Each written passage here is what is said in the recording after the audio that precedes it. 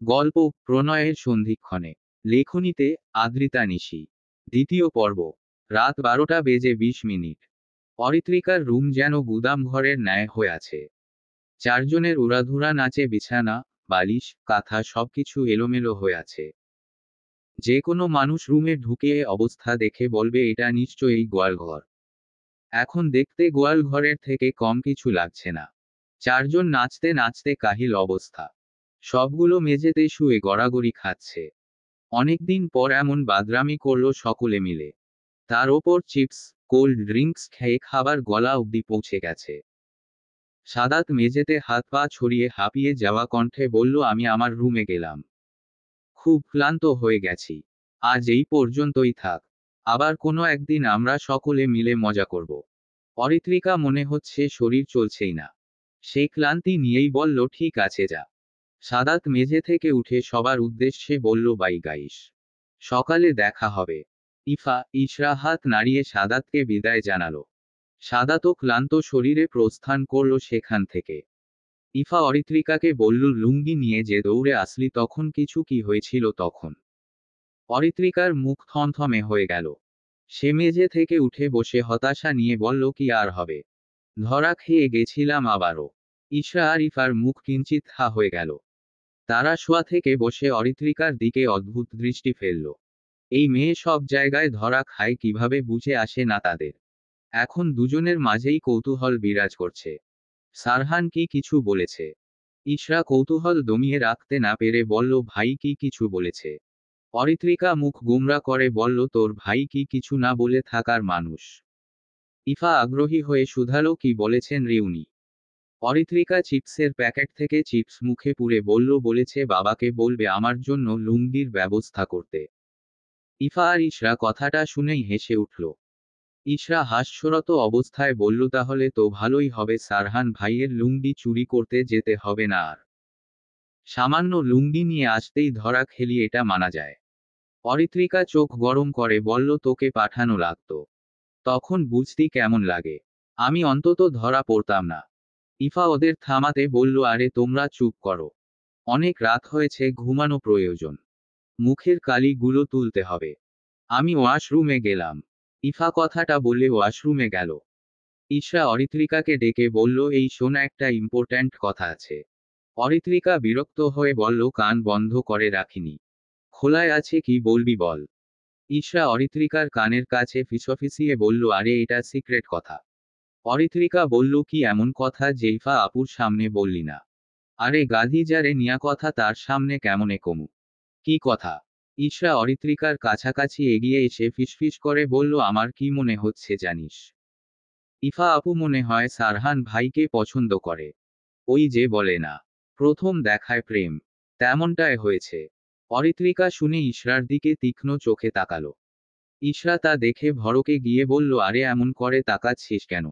আমার সন্দেহ কখনো ভুল হয় না। তুই খেয়াল করেছিস কিনা জানি না, প্রথম থেকেই আপু সারহান ভাইকে নিয়ে বেশি ভাবছে। আজ সবাই আড্ডা দিচ্ছিল তখনও আপু ভাইয়ের রুমের দিকে তাকিয়েছিল। তুই খেয়াল করিসনি? অরিত্রিকার তখনই মনে পড়ল সন্ধ্যার সেই ঘটনাটি। সেও তো ইফাকে সারহানের রুমের দিকে তাকিয়ে থাকতে দেখেছে। কিন্তু সে বিষয়টা স্বাভাবিকভাবে নিয়েছে। এখন ইশরার কথা শুনে মনে হচ্ছে আসলেই কোনো গন্ডগোল আছে। আবার উকিঝুঁকি মারছে সারহানের রুমে। কোনো তো কাহিনী আছে। অরিত্রিকা ভাবুক হয়ে বলল, আমারও কেমন যেন সন্দেহ হচ্ছে। শোন, তুই আর আমি আপুর ওপর নজর রাখব। ইশরাও চিন্তিত স্বরে বলল, ঠিক আছে। আমাদের মিশন হলো ঘরের ছেলেকে অন্য বাড়ির জামাই হতে দিব না। অরিত্রিকাও সায় দিয়ে আবার থেমে বলল, একদম ঠিক। এই 1 মিনিট। মানে কি বললি? ইশরা বেফাঁস কথা বলে ফেঁসে গেছে। তার তো এখনো সন্দেহ যাচ্ছে না যে অরিত্রিকা আর সারহানের মাঝে কিছু নেই। ইশরা না বোঝার ভান করে বলল, কই কি বলেছি? অরিত্রিকা চোখ ছোট ছোট করে বলল, একটু আগে বললি যে সারহান ভাইকে অন্য বাড়ির জামাই হতে দিবি না, এসবের মানে কি? ইশরা হেসে কথা উড়িয়ে দিল। সে বলল, আরে তেমন বলতে ভুল হয়েছে। কিন্তু আপু কিন্তু সুন্দরী। বড় মামিও কেমন প্রশংসা করল শুনলি না? আমার মনে হচ্ছে মামিরও আপুকে ভালো লেগেছে। এখন যদি মামি আপুকে ছেলের বউ বানাতে চায় তখন কি হবে? অরিত্রিকার মস্তিষ্কে অনেকটা প্রভাব ফেলল। সে গভীর ভাবনায় মত্ত হয়ে গেল। আসলেই কি এমন কিছু হবে? যদি বড় মা সত্যি বিয়ের প্রস্তাব দিয়ে বসে তখন কি হবে? সে তার মামিকে চিনে, এমন সুপাত্র নিশ্চয়ই হাতছাড়া করবেন না। মেয়ের সাথে বিয়ে দিয়েই ছাড়বেন। এসব আকাশকুসুম ভাবনা তাকে জেঁকে ধরল। সে কল্পনা করতে লাগল, দুজনকে পাশাপাশি বিয়ের সাজে কেমন লাগবে। ভাবতেই তার ছোট্ট সত্তা অনামিশায় ডুবে গেল। কোনো কারণবশত মন ভার হলো তার। অরিত্রিকার মনে হলো বক্ষে কেমন অস্থিরতা কাজ করছে। সে দুজনের বিয়ের কথা ভেবেই ধক করে উঠেছে যেন। কেমন যেন সবকিছু এলোমেলো লাগছে। গলা শুকিয়ে কাঠ হয়ে আসছে তার। ঈশা অরিত্রিকাকে চুপ করে গভীর ভাবনায় বিভোর থাকতে দেখে বলল, এই কই হারাইলি? অরিত্রিকার ভাবনার সুতো ছিঁড়ল তখনই। সে ঈশার দিকে নির্মল তাকিয়ে বলল, কোথাও না। তুই ফ্রেশ হয়ে নে। ঠিক আছে, তুই রুমে থাক, আমি পানি নিয়ে আসি নিচ থেকে। আচ্ছা যা। অরিত্রিকা উঠে টেবিল থেকে ওয়াটার পটার নিয়ে নিচে চলে গেল। সারহান এতক্ষণ এমপি মহোদয়ের সাথে কথা বলছিল কিছুদিন পরেই ভোটে দাঁড়াবে যে সকল প্রার্থী তাদের মনোনয়ন দেওয়া হবে। মনোনয়ন নিতে দলের কিছু সংখ্যক নেতাকর্মীকে নিয়ে ঢাকা যেতে হবে। সেগুলো নিয়ে অনেকক্ষণ ধরে কথোপকথন চলেছে তাদের মাঝে। এর মাঝেই সারহান খবর পেয়েছে কিছু সংখ্যক মানুষ সাধারণ মানুষদের কাছে তাদের দলের নামে বিভ্রান্তিকর তথ্য ছড়াচ্ছে, যা একেবারেই খুবই অনুচিত। এগুলো যে নয়ন তালুকদার তার দলবল দিয়ে করাচ্ছে এটা নিশ্চিত সারহান। অন্য কোনো মানুষের এত সাহস হবে না যে সারহানের পরিচিত এলাকায় মিথ্যা গুজব ছড়াবে। সে সবাইকে শিক্ষা দিতে পারত এমন কর্মকাণ্ডের জন্য, কিন্তু সারহান নিজে চাইছে না এই মুহূর্তে এসব নিয়ে অস্থিরতা সৃষ্টি হোক। এই মুহূর্তে কোনো ঝামেলায় জড়ালে নিশ্চয়ই তাদের দলের জন্য খারাপ হবে। তাই সে এসব দেখেও রাগ দমিয়ে চুপ করে আছে। মামা ভাগ্নে কোথাও গিয়ে তাকে শান্তি দেয় না। এই দুজনের জন্য যত সমস্যা, দুজনেই সমস্যা করার মূল হোতা। নিশাদ ছিল সারহানের ব্যাচমেট। এই রাজনৈতিক কারণেই দুজনের কখনো বনিবনা হয়নি। নিশাদ ভার্সিটিতে পড়াকালীন অনেক উশৃঙ্খল জীবনযাপন করত। প্রতিনিয়ত অন্যায় কাজ নিয়ে মেতে থাকত। ক্যাম্পাসে ছোট ছোট বিষয় নিয়ে ঝামেলা, মারামারি লেগেই থাকত, আর এগুলোই সারহানের পছন্দ ছিল না। সে নিশাদের অন্যায় কর্মকাণ্ডের বিরুদ্ধে প্রতিবাদ করত। এই কারণে নিশাদ সারহানকে শত্রুর চোখে দেখত, অবশ্য এখনো দেখে। ভার্সিটি লাইফের শত্রুতার রূপ নিয়েছে বড় আকারে। সে জানে অরিত্রিকাকে বিয়ে করতে চাওয়ার পেছনে নিশাদের বড় কোনো উদ্দেশ্য ছিল। তবে সারহান তা পূরণ করতে দেয়নি। তবুও নিশাদকে বিশ্বাস নেই কখন কি করে বসে। সারহান বেলকনি থেকে কথা বলা শেষ করে রুমে প্রবেশ করল। আজ সারাদিন অনেক প্রেশার গিয়েছে তার ওপর দিয়ে। শরীরটাও মেজমেজ করছে। এর মাঝেই মাথা ব্যথাও শুরু হয়ে গিয়েছে। মেজাজটাও খিটখিটে হয়ে আছে। কফি খেলে হয়তো একটু ভালো লাগতে পারে। সে ঘড়িতে সময় দেখে নিল। 12:45 বাজে। এখন নিশ্চয়ই কেউ জেগে নেই। সবাই গভীর ঘুমে তলিয়ে গেছে। তার মানে তারই কফি বানাতে হবে। সে আর সময় নষ্ট না করে কিচেনের উদ্দেশ্যে পা বাড়ালো। সারহান সিঁড়ি দিয়ে নামতেই তার চোখ পড়ল ফ্রিজের দিকে। সিঁড়ি থেকে কিচেন পুরোটা স্পষ্ট দেখা যায়। সে খেয়াল করল ফ্রিজটা আধখোলা। সেখান হতে হালকা হলদেটে আলো নিঃসরণ হচ্ছে। এটা দেখেই কিছুটা সন্দেহ হলো সারহানের। এত রাতে ফ্রিজটা এমন করে কে রেখেছে? সে আশেপাশে তাকালো। না, কেউ তো নেই। ডাইনিং রুমের সকল লাইট অফ করা, সেই কারণেই কিছু দেখা যাচ্ছে না তেমন। সিঁড়ি পেরিয়ে সারহান ধীর পায়ে এগিয়ে আসতে লাগলো। হাতে থাকা ফোনের ফ্ল্যাশ অফ করে নিল সে। নিশ্চয়ই কোনো চোর চুরি করতে এসেছে। তার একটাই ভাবনা ঘুরছে, এত সিকিউরিটি থাকতে কিভাবে বাড়ির ভেতরে আসলো। অস্পষ্ট কারো অবয়ব ফ্রিজের হালকা আলোয় বোঝা যাচ্ছে কিছুটা। সার ফ্রিজের ভেতরে কেউ কিছু খুঁজে চলেছে। টুংটাং শব্দ ভেসে আসছে সারহানের কানে। সে সাবধানতা বজায় রেখে দাঁড়ালো। তখনই সেই মানুষটি কাঙ্ক্ষিত বস্তুটি ফ্রিজ থেকে নিয়ে ফ্রিজ আটকে দিল।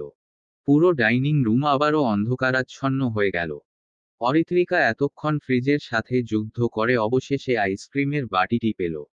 প্রায় 10 মিনিট ধরে খুঁজে চলেছে। রুমে গিয়ে আরাম করে বসে আইসক্রিম খাওয়া যাবে।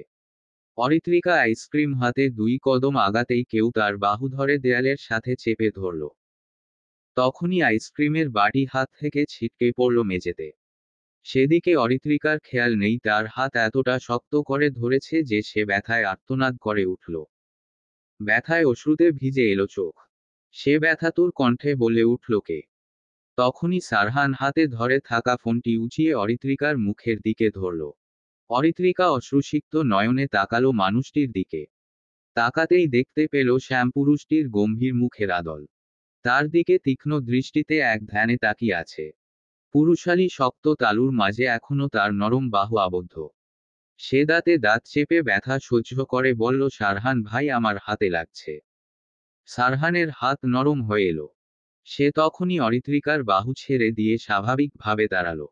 অরিত্রিকা তার আরেক হাত দিয়ে ব্যথা পাওয়া স্থানটি চেপে ধরল।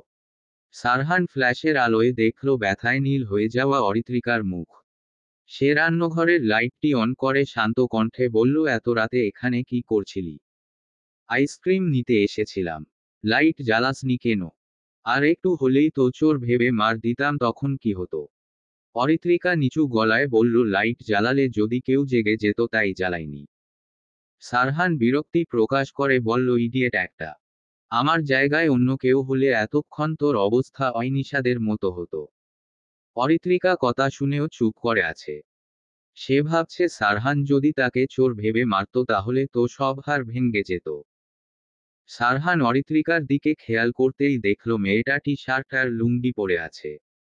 এটা দেখে সারহান বিস্মিত হল। মুখেও কালির আস্তরণ দিয়ে দাড়ি, গোঁফ বানিয়েছে। এমন সাজে যে কোনো মানুষের সামনে গেলে পাগল বলবে। সারহান অরিত্রিকাকে ধমকে বলল, এগুলো কি পরে আছিস তুই? দেখতে জঘন্য লাগছে। অরিত্রিকার মনে পড়ল সে তো জামা কাপড় চেঞ্জ না করেই নিচে এসেছিল। তার মানে সারহান ভাই তাকে এই জোকার সাজে দেখে ফেলেছে। তার সম্মান সব শেষ হয়ে গেল। ভাবতেই অরিত্রিকা হাতের ব্যথা আঁতকে চিল্লিয়ে উঠল। তখনই সারহান তার হাত দ্বারা অরিত্রিকার মুখ চেপে ধরল। পুরুষালী শক্ত হাত দ্বারা বন্দি অরিত্রিকার ওষ্ঠযুগল। অনেকটা জোরালো ভাবেই মুখ চেপে ধরেছে সারহান। অরিত্রিকা হতবিহ্বল দৃষ্টিতে তাকিয়ে আছে সারহানের মুখ পানে। সে স্তব্ধ হয়ে গেছে যেন হঠাৎ এহেন কাণ্ডে। সারহান ঘাড় ঘুরিয়ে আশেপাশে তীক্ষ্ণ দৃষ্টিতে অবলোকন করছে। ঘুম থেকে কেউ চিল্লানোর আওয়াজে উঠে যায়নি তো? কেউ তাদের এই অবস্থায় দেখলে নিশ্চয়ই ভালো কিছু হবে না। চারিদিকে অনেকক্ষণ ধরে তাকিয়ে কাউকে দেখল না। অরিত্রিকার এমন আবদ্ধ অবস্থায় থাকতেই গলা শুকিয়ে কাঠ হয়ে আসছে। বক্ষ মাঝে যেন উত্তাল ঝড় উঠেছে। শরীর কেমন শীতল হয়ে আসছে। সবকিছু বেসামাল লাগছে। সে কখনো কোনো পুরুষের এতটা সন্নিকটে আসেনি, এই প্রথম সে কারো এতটা কাছে এসেছে। তবুও নিজেকে স্বাভাবিক রাখার চেষ্টা করছে সে। সারহান আশেপাশে অবলোকন করে দেখল কেউ জাগেনি। সে হাঁপ ছেড়ে বাঁচল। অরিত্রিকার দিকে তাকিয়ে দাঁতে দাঁত চেপে বলল, এভাবে কেউ চিৎকার করে? কেউ যদি জেগে যেত আর আমাদের এভাবে দেখত তখন কি হতো জানিস? সবাই অন্তত ভালো চোখে দেখত না বিষয়টা। অরিত্রিকা কয়েকবার নেত্রপল্লব ঝাপটাল। সে কথা বলার জন্য উমুম করে লাগল। এদিকে অনেকটা সময় পার হয়ে যাওয়ায় শ্বাস আটকে আসছে অরিত্রিকার। দমবন্ধকর পরিস্থিতিতে পড়েছে সে। সে সারহানের হাত ধরবে মুখ থেকে হাত সরানোর জন্য, তখনই সারহান উত্তর না পেয়ে আবারও কিছু বলতে যাবে দেখল অরিত্রিকা ছটফট করছে।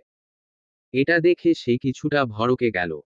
সারহান দ্রুততার সহিত তার হাত সরিয়ে নিল অরিত্রিকার মুখশ্রী হতে। অরিত্রিকা আর দাঁড়িয়ে থাকতে না পেরে ধপ করে বসে পড়ল মেঝেতে।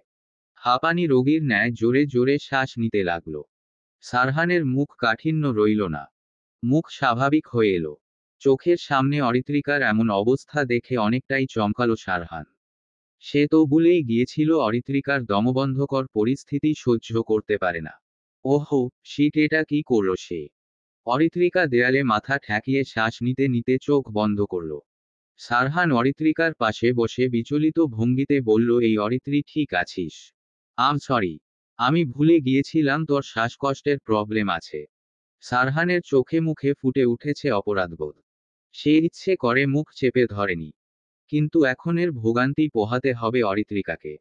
নিজের এহেন কাজে নিজেই বিরক্ত হল। অরিত্রিকা সারহানের কণ্ঠস্বর শুনে ভিজে নেত্রে তাকালো। সারহান মুখ মলিন করে তার দিকে তাকিয়ে আছে। তার মনে হলো সারহান ভাই হয়তো নিজেকে অপরাধী ভাবছে। গলা শুকিয়ে আসায় অরিত্রিকা ধীর কণ্ঠে আওড়ালো, পানি খাবো সারহান ভাই, পানি দিন আমায়। সারহান আর দেরি না করে চপল পায়ে খাবার টেবিলের কাছে গিয়ে জগ থেকে এক গ্লাস পানি নিয়ে আসলো। সে বসে পানির গ্লাস অরিত্রিকার সম্মুখে ধরল।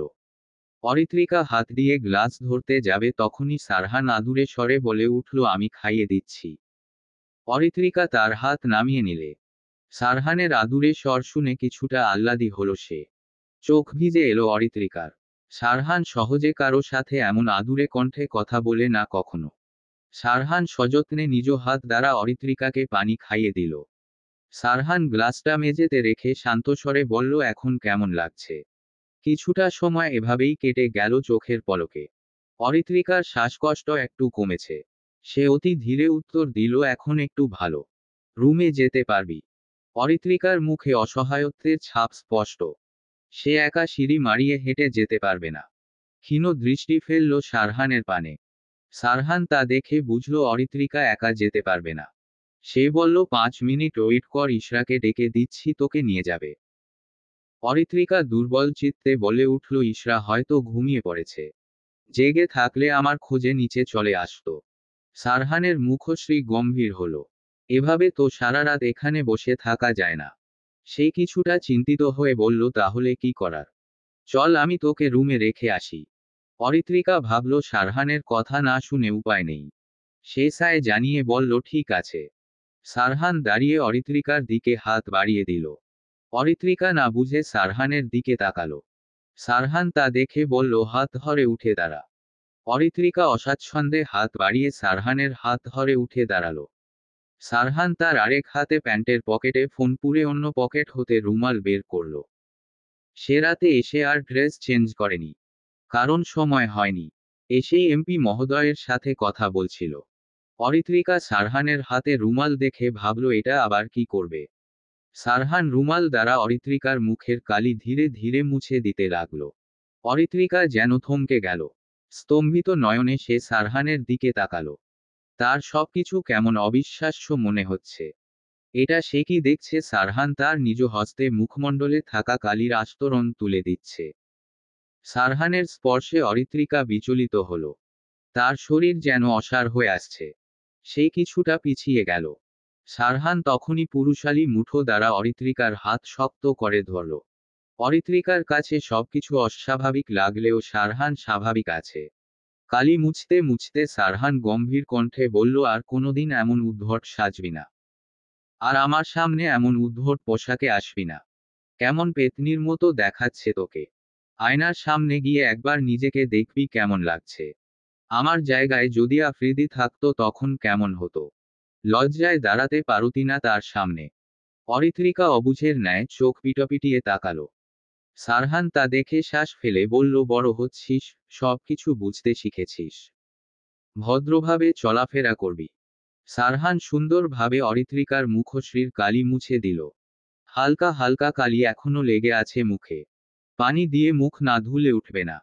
সারহান বলল, এই কালি কোথায় পেয়েছিস? অরিত্রিকা মিনমিনিয়ে উত্তর দিল, সাদাত কয়লা কিনে এনেছিল। সারহান তা শুনে ফোঁস করে নিঃশ্বাস ফেলল। এদের দ্বারা সব সম্ভব। এসব উদ্ভট কাণ্ডের জন্য কেউ কয়লা কিনতে যায়। সারহান আর কথা না বাড়িয়ে বলল, চল। কোথায়? সারহান রুর গলায় বলল, এখানেই দাঁড়িয়ে থাকার ইচ্ছা আছে। তাহলে থাক, আমি আমার রুমে চললাম। অরিত্রিকা করুণ স্বরে বলল, আমি একা যেতে পারবো না। তাহলে চল। অরিত্রিকার চোখে ঘুম নেই। সে শুধু এপাশ ওপাশ করছে। ঘুম আজ হয়তো চোখের পাতায় ধরা দিবে না। তবুও চোখ বন্ধ করে বিছানায় পড়ে রইল। পাশেই 2 কুম্ভকর্ণ ঘুমাচ্ছে আরামসে। এদিকে অরিত্রিকা বিরক্ত হয়ে গেছে, কখন ঘুম আসবে চোখে। চোখ বন্ধ অবস্থায় মনে পড়ল তখনকার কথা। সারহান তাকে হাত ধরে সাবধানে রুমের সামনে রেখে গিয়েছিল। রুমে আসতেই দেখল ইশরা আর ইফা আগেই ঘুমিয়ে গিয়েছে। অরিত্রিকার তৎক্ষণাৎ সারহানের বলা কথা মনে পড়ে গেল। সেই দুর্বল চিত্তে হেঁটে গেল আয়নার সামনে। যেতেই তার চোখ বড় বড় হয়ে গেল। সে এই অবস্থায় নিচে গিয়েছিল ভাবতেই নিজের মাথায় নিজেই বাড়ি দিতে ইচ্ছে হলো। এই কারণেই সারহান তাকে ওসব বলেছিল। টি শার্ট আর লুঙ্গিতে অদ্ভুত লাগলেও সে যে ওড়না নিতে ভুলে গিয়েছিল নিচে যাওয়ার সময়। এতটা গর্দভ কেন সে? অরিত্রিকা নিজেকে ঘুরিয়ে ফিরিয়ে দেখতে লাগলো আয়নার সামনে। দেখতে মোটেও খারাপ লাগছে না। টি শার্ট যথেষ্ট ঢিলেঢালা আর সেও মোটা নয়। তবুও এভাবে কারো সামনে যাওয়াটা খারাপ দেখায়। সে ভাবছে সারহানের সামনে তার মান সম্মান শেষ। লজ্জায় তো সামনেই যেতে পারবে না। তাকে নিশ্চয়ই সারহান ভাই বেয়াদব উপাধি দিয়েছে আজকে। এতেই হতাশায় ডুবে গেল সে। আর ভাবতে পারল না, এতটা কেয়ারলেস কেন সে? সব সময় ভুলভাল কাজ তার দ্বারাই কেন হয়? অরিত্রিকা আর না ভেবে চোখ মেলে ফোনটা হাতে নিল। কিছু একটা ভেবে সারহানের ফেসবুক আইডিতে ঢুকল। সারহান ফেসবুকে বেশি অ্যাক্টিভেট নয়। তবে তার নামে একটা পেজ আছে। সেটার মনিটরিং করে আবির নামের ছেলেটি। বিভিন্ন রাজনৈতিক পোস্ট, ছবি, ভিডিও শেয়ার করে পেজে। তা নিয়ে অরিত্রিকার কোনো মাথা ব্যথা নেই। রাজনীতি করতে হলে কত কি করতে হয়। অরিত্রিকা ফোন স্ক্রল করতে করতে একটা ছবিতে তার দৃষ্টি আটকে গেল। ছবিটির মালিককে সুদর্শন লাগছে। সুঠাম দেহি শরীরে কালো শার্ট যেন সৌন্দর্যের মাত্রা বাড়িয়ে দিয়েছে। শ্যামপুরুষকেও যে কালো শার্টে অতিরিক্ত মাত্রায় সুদর্শন লাগে তা হয়তো সারহানকে না দেখলে বিশ্বাস করত না। ছবিটি পোস্ট করা হয়েছে 3 ঘন্টা আগে, তাই এত লাইক, কমেন্ট। সে আগ্রহী হয়ে কমেন্ট বক্স দেখতে লাগলো কে কি কমেন্ট করেছে। কমেন্টগুলোর অর্ধেকের বেশি মেয়ে মানুষের পুতু পুতু মার্কা কমেন্ট। সারহানের ফ্রেন্ড লিস্টে মেয়ে খুব কম সংখ্যক রয়েছে। তারা সারহানের ফ্রেন্ড সার্কেলের সাথে যুক্ত। সারহানের প্রোফাইল লক্ষ্য না থাকায় সব মেয়ে মানুষ হামলে পড়েছে কমেন্টে। এসব দেখে অরিত্রিকা বিরক্ত হলো। অন্তকোণে কোথাও রাগ লাগলো। মেয়ে মানুষ ভদ্র নম্র হবে, কিন্তু এখানে পুরোই উল্টো। এসব আর দেখার ইচ্ছে হলো না অরিত্রিকার। সে ফোন রেখে দিল। ঘড়ির টিকটিক আওয়াজ হচ্ছে। সেই শব্দ নিস্তব্ধতায় যেন অধিক জোরে শোনা যাচ্ছে। সে অন্ধকারাচ্ছন্ন রুমের দিকে তাকিয়ে আছে। অপেক্ষা করছে নিদ্রার্ত। সারহান সোফায় বসে আরশাদ সাহেবের সাথে ব্যবসা নিয়ে আলোচনা করছে। সারহান তার বাবার কথা শুনে বোঝার চেষ্টা করছে। সাদাত ঘুমো ঘুমো চোখে সাদাতের পাশে বসল। তার এখনো ঘুম পরিপূর্ণ হয়নি। কাল প্রায় 1টার সময় ঘুমিয়েছে আর এখন সকাল 9টা বাজে। তবুও ঘুমের রেশ যেন কাটছেই না। তানিয়া বেগম ছোট ছেলেকে ডেকে তুলেছেন। আরশাদ সাহেব কথা থামিয়ে সাদাতকে বললেন, বাবা তোমার তো এখনো ঘুম কাটেনি। যাও আবারও ঘুমিয়ে পড়ো। সাদাত বুঝল তার বাবা ঘুমের জন্য ব্যগ্র করছেন তাকে। সে কথা গায়ে মাখল না। উল্টো হেসে বলল, আজ ঘুমাতে ভালো লাগছিল না, তাই আগেই উঠে পড়েছি। কাল থেকে ভাবছি 12টা পর্যন্ত ঘুমাবো। আরশাদ সাহেব বুঝলেন ছেলেটা বড্ড বদমাইশ হয়েছে। তিনি আর এসব নিয়ে কিছু বললেন না। সারহান সাদাতের দিকে তাকিয়ে বলল, রাতে কি করেছিস বাবাকে বলবো? সাদাত ভাইয়ের কথা শুনে ঢোক গিলে আমতা আমতা করে বলল, আরে রাতে তো আমি ঘুমিয়েছিলাম। তুমি কিসের কথা বলছো? সারহান ভ্রু কুঁচকে বলল, বুঝতে পারছিস না? না তো। সাথী বেগম রান্নাঘরের সামনে সকাল আইসক্রিম পড়ে থাকতে দেখেছেন। পুরো মেজে আইসক্রিম গলা পানিতে ছেয়েছিল। তিনি ড্রয়িং রুমে এসে সাদাতকে জিজ্ঞেস করলেন, সাদাত তুই কোনো বিড়ালকে দেখেছিস আমাদের বাড়ির আশে ঘুরতে? সাদাত বলল, না তো। কেন, কিছু হয়েছে? সাথী বেগম মুখ গম্ভীর করে বললেন, আর বলিস না। রাতে মনে হয় কোনো বিড়াল এসেছিল বুঝলি। এক বাটি আইসক্রিম ফেলে দিয়েছে মেঝেতে। কিন্তু বিড়ালটাকে তো খুঁজে পেলাম না। বিড়াল আসলো কোথায় থেকে? কোনোদিন তো বাড়ির আশেপাশেও দেখলাম না। সারহান এতক্ষণে বুঝল বিড়াল খোঁজার কারণটা। ভাবতেই সে মৃদু হাসল। অরিত্রিকা সাথী বেগমের চিন্তিত মুখ দেখে এগিয়ে এসে বলল, মা কিছু হয়েছে? সাদাত তখনই বলে উঠল, চাচি বিড়াল খুঁজছে। অরিত্রিকা না বুঝে বলল, বিড়াল কি করেছে? সাথী বেগম বলল, আইসক্রিম ফেলে দিয়েছে। অরিত্রিকা বুঝল আসল গন্ডগোল কোথায়। সে কি করে বলবে বিড়াল খুঁজে লাভ নেই, ওটা আমি করেছি। সারহান অরিত্রিকার দিকে তাকিয়ে হাসির রেখা টেনে সাথী বেগমকে বলল, চাচি আমি রাতে বিড়াল দেখেছি। বিড়ালটি খাবার চুরি করতে এসেছিল। আইসক্রিম খাবে এমন সময় আমি দেখে ফেলি। আমায় দেখে বিড়ালটি ভয় পেয়ালা যায়, তারপর আর কি বিড়াল আইসক্রিম ফেলে দিয়ে দৌড় দিল। তুমি বিশ্বাস করবে না, বিড়ালটা কিন্তু অনেক বড় ছিল। সারহানের কথা শুনে অরিত্রিকা আশ্চর্য হল। এক নিমেষে কি করে মিথ্যা বলে দিল? আর শেষে কিনা তাকে বিড়াল বানিয়ে দিল। অসহ্য। সাথী বেগম একটু রাগ দেখিয়ে বললেন, কি সাহস ওই বজ্জাত বিড়ালের, সুযোগ পেয়ে বাড়িতে ঢুকে পড়েছে। মায়ের মুখে নিজের নামে এসব শুনে সে কটমট দৃষ্টিতে সারহানের দিকে তাকালো। মা, তুমি কি অবুঝ হয়ে গেছো? বিড়ালের কি হাত আছে? বিড়াল কিভাবে ফ্রিজ থেকে আইসক্রিম বের করবে? অরিত্রিকা বিরক্তি প্রকাশ করে বলল। সাথী বেগমের এবার হুঁশ ফিরল মেয়ের কথায়। এটা তো ভেবে দেখেননি তিনি এতক্ষণ অযথা বিড়াল খুঁজছিলেন। সাথী বেগম বোকামি বুঝতে পেরে বললেন, আসলেই তো এটা ভেবে দেখিনি। অরিত্রিকা একবার সারহানের দিকে তাকিয়ে সাথী বেগমকে বললেন, তোমায় যে যা বলবে তাই বিশ্বাস করবে। আরশাদ সাহেব বললেন, যা হয়েছে তা নিয়ে ভেবে কাজ নেই। আমাদের মধ্যে হয়তো কারো থেকে ঘটনাটা ঘটেছে। সাথী বেগম নিজের বোকামতে নিজেই লজ্জা পেয়েছেন, তাই তারা দিয়ে বললেন, এসব ভেবে আর কাজ নেই। আমার অনেক কাজ বাকি আছে। আমি গেলাম। সাথী বেগম চলে যেতেই অরিত্রিকা সারহানের দিকে গেলে খাওয়া দৃষ্টিতে তাকালো। সব সময় সুযোগ বুঝে তাকে অপমান করে। সারহান তার বাবার সাথে কথা বলায় ব্যস্ত থাকায় খেয়াল করেনি। সাদাত সারহানের দিকে অরিত্রিকাকে তাকিয়ে থাকতে দেখে বলল, এমন পিশাচিনীর মতো তাকিয়ে আছিস কেন ভাইয়ের দিকে? সাদাতের কথা শুনে সারহান কথা থামিয়ে দিয়ে অরিত্রিকার দিকে নিবিড় দৃষ্টি ফেলল। আরশাদ সাহেবও তখনই অরিত্রিকার দিকে তাকালেন। অরিত্রিকা দৃষ্টি নিচু করল। মুখশ্রী থমথমে। এই সাদাতটা বড্ড অসভ্য। এভাবে সকলের সম্মুখে বলার কোনো মানে হয়? আরশাদ সাহেব চোখে থাকা চশমা ঠেলে বলল, কিছু বলবে আম্মা? অরিত্রিকা এমন আদুরে ডাক শুনে থমথমে ভাব কাটিয়ে হেসে ফেলল। আরশাদ সাহেব অরিত্রিকাকে নিজের সন্তানের ন্যায় ভালোবাসেন। সাদাত, সারহানের জন্য কোনো কিছু কিনলে অরিত্রিকার জন্য বরাদ্দ থাকে। ছোট থেকেই বড় বাবা আর বড় মার আদর পেয়ে বড় হয়েছে। অরিত্রিকা আরশাদ সাহেবকে হেসেই বলল, তেমন কিছু না বড় বাবা। আরশাদ সাহেব বললেন, অহ আচ্ছা। তোমার গ্যাংয়ের আরো দুজন সদস্য কই? সকাল থেকে তো তাদের কোনো দেখা পেলাম না। অরিত্রিকা বলল, ওরা তো ছাদে। আমিও ছাদে ছিলাম। সাদাতকে ডাকতে এসেছিলাম। আরশাদ সাহেব বললেন, ওদের ডেকে নিয়ে এসো। সকালের খাবার খাবো সকলে একসাথে বসে। ঠিক আছে। অরিত্রিকা আরশাদ সাহেবের সাথে কথা বলে ছাদে ইফা আর ইশরাকে ডাকতে গেল। আরশাদ সাহেব সারহানের উদ্দেশ্যে বললেন, রাজনীতির পাশাপাশি আমাদের অফিসের কাজকর্মে একটু মনোযোগী হও। সারহান আরশাদ সাহেবের কথা শুনে বলল, ইলেকশন হয়ে যাক, তারপর থেকে অফিসেও সময় দেব। ঠিক আছে, তাহলে ওই কথাই রইল। আমি বাগান থেকে একটু হেঁটে আসি। ওকে। আরশাদ সাহেব বাগানে হাঁটতে চলে গেলেন। প্রতিদিন ভোরে হাঁটাহাঁটি করলেও আজ ভোরে হাঁটাহাঁটি করা হয়নি।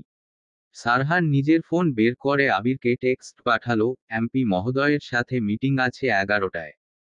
আবিরের রিপ্লাই আসলো, তখনই পৌঁছে যাব। সারহান ফেসবুক ওপেন করল। ফোন স্ক্রোল করতে করতে একটা পোস্ট তার চোখে পড়ল, যেখানে নয়ন তালুকদার ভদ্রবেশী নেতার ন্যায় মানুষকে খাবার, কর্মসংস্থান, বাড়ি দেওয়ার প্রতিশ্রুতি দিয়ে ভাষণ দিচ্ছেন। আমজনতার ভিড় জমিয়েছে ভাষণ শোনার জন্য। তাহলে নয়ন তালুকদার সাধারণ মানুষদের ইমোশনাল ব্ল্যাকমেইল করছে। ভাবতেই সারহানের ওষ্ঠ জুড়ে তাচ্ছিল্যের হাসি ফুটে উঠল। মানুষ কতটা নিকৃষ্ট হলে সাধারণ মানুষকে এভাবে মিথ্যা প্ররোচনায় ফেলে। গরিব দুঃখীদের ভরসা দিয়ে ভোট আদায়ের চেষ্টা চালাচ্ছে। মানবতার ফেরিওয়ালা সেজেছে অল্প দিনের জন্য। নিজের কার্যসিদ্ধি হয়ে গেলে সাধারণ মানুষকে ভুলে যাবে। নয়ন তালুকদার একজন মুখোশধারী মানুষ। শুধু কাছের কিছু সংখ্যক মানুষ জানে নয়ন তালুকদারের আসল চেহারা। সাদাত সারহানের ফোন থেকে ভেসে আসা নয়ন তালুকদারের ভাষণ শুনে সারহানকে বলল, ভাই, এটা তোমাদের দলের বিরুদ্ধে লড়বে সেই প্রতিদ্বন্দ্বী প্রার্থী না? সারহান ফোন স্ক্রিনে চোখ রেখেই বলল, হুম। এটাই সেই নয়ন তালুকদার, নিশাদের মামা। সাদাত উকি দিয়ে ফোনে নয়ন তালুকদারকে দেখে বলল, এই মোটকু নয়ন তো খুব খারাপ।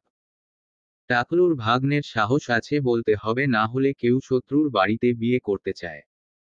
আমার তো ওই নিশাদকে একদম পছন্দ ছিল না। চাচার জন্য কিছু বলতে পারিনি। সারহান ফোন স্ক্রোল করা বন্ধ করে ফোন পকেটে রেখে দিল। তারপর সাদাতকে উল্টে প্রশ্ন করল, ভার্সিটির ক্লাস কেন মিস দিচ্ছিস? কিছুদিন পর ইন কোর্স তোর। পড়াশোনা বাদ দিয়ে দে। এমনিও পড়াশোনার প্রতি মন কোথায়? সব মন তো গার্লফ্রেন্ডদের কাছে পড়ে থাকে। গার্লফ্রেন্ডদের কথা শুনে সাদাত হেসে উঠল। সারহানের কাছে কোনো কথাই গোপন থাকে না। কিভাবে যেন সে জেনে যায়। সাদাতের মনে হয় তার পেছনে গুপ্তচর লাগিয়ে রাখা হয়েছে। সে সারাদিন যা করে সব এসে তার ভাইকে বলে দেয়। সাদাত ধরা পড়া চোরের ন্যায় বলল, এসব কি বলছো তুমি? আমার তো কোনো গার্লফ্রেন্ড নেই। ছোট ভাইয়ের মনোভাব বুঝে সারহান ঠোঁট বাঁকিয়ে হাসল।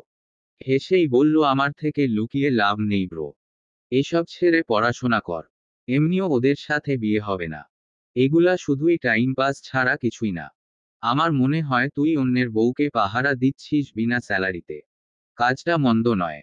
Carry on. এটা করতে চাইলে করতে পারিস। পরে কোনো সমস্যা হলে আমাকে বলতে আসবি না। সাদাত সারহানের কথা শুনে আর কিছু বলল না। সারহানের কড়া অপমান শুনেও শুনল না। তার ভাই থাকতে আর কোনো শত্রুর দরকার পারবে না। তার মানে এবারের গার্লফ্রেন্ডও গেল। এর আগেও 2টা গার্লফ্রেন্ড ভেগেছে। নিশ্চয়ই তার ভাইয়ের কারসাজি। এবারেরটাও গেল। ভাবতেই মন খারাপ হলো সাদাতের। মিতা বেগম সারহান আর সাদাতকে সোফায় বসে থাকতে দেখে এগিয়ে আসলেন তাদের দিকে।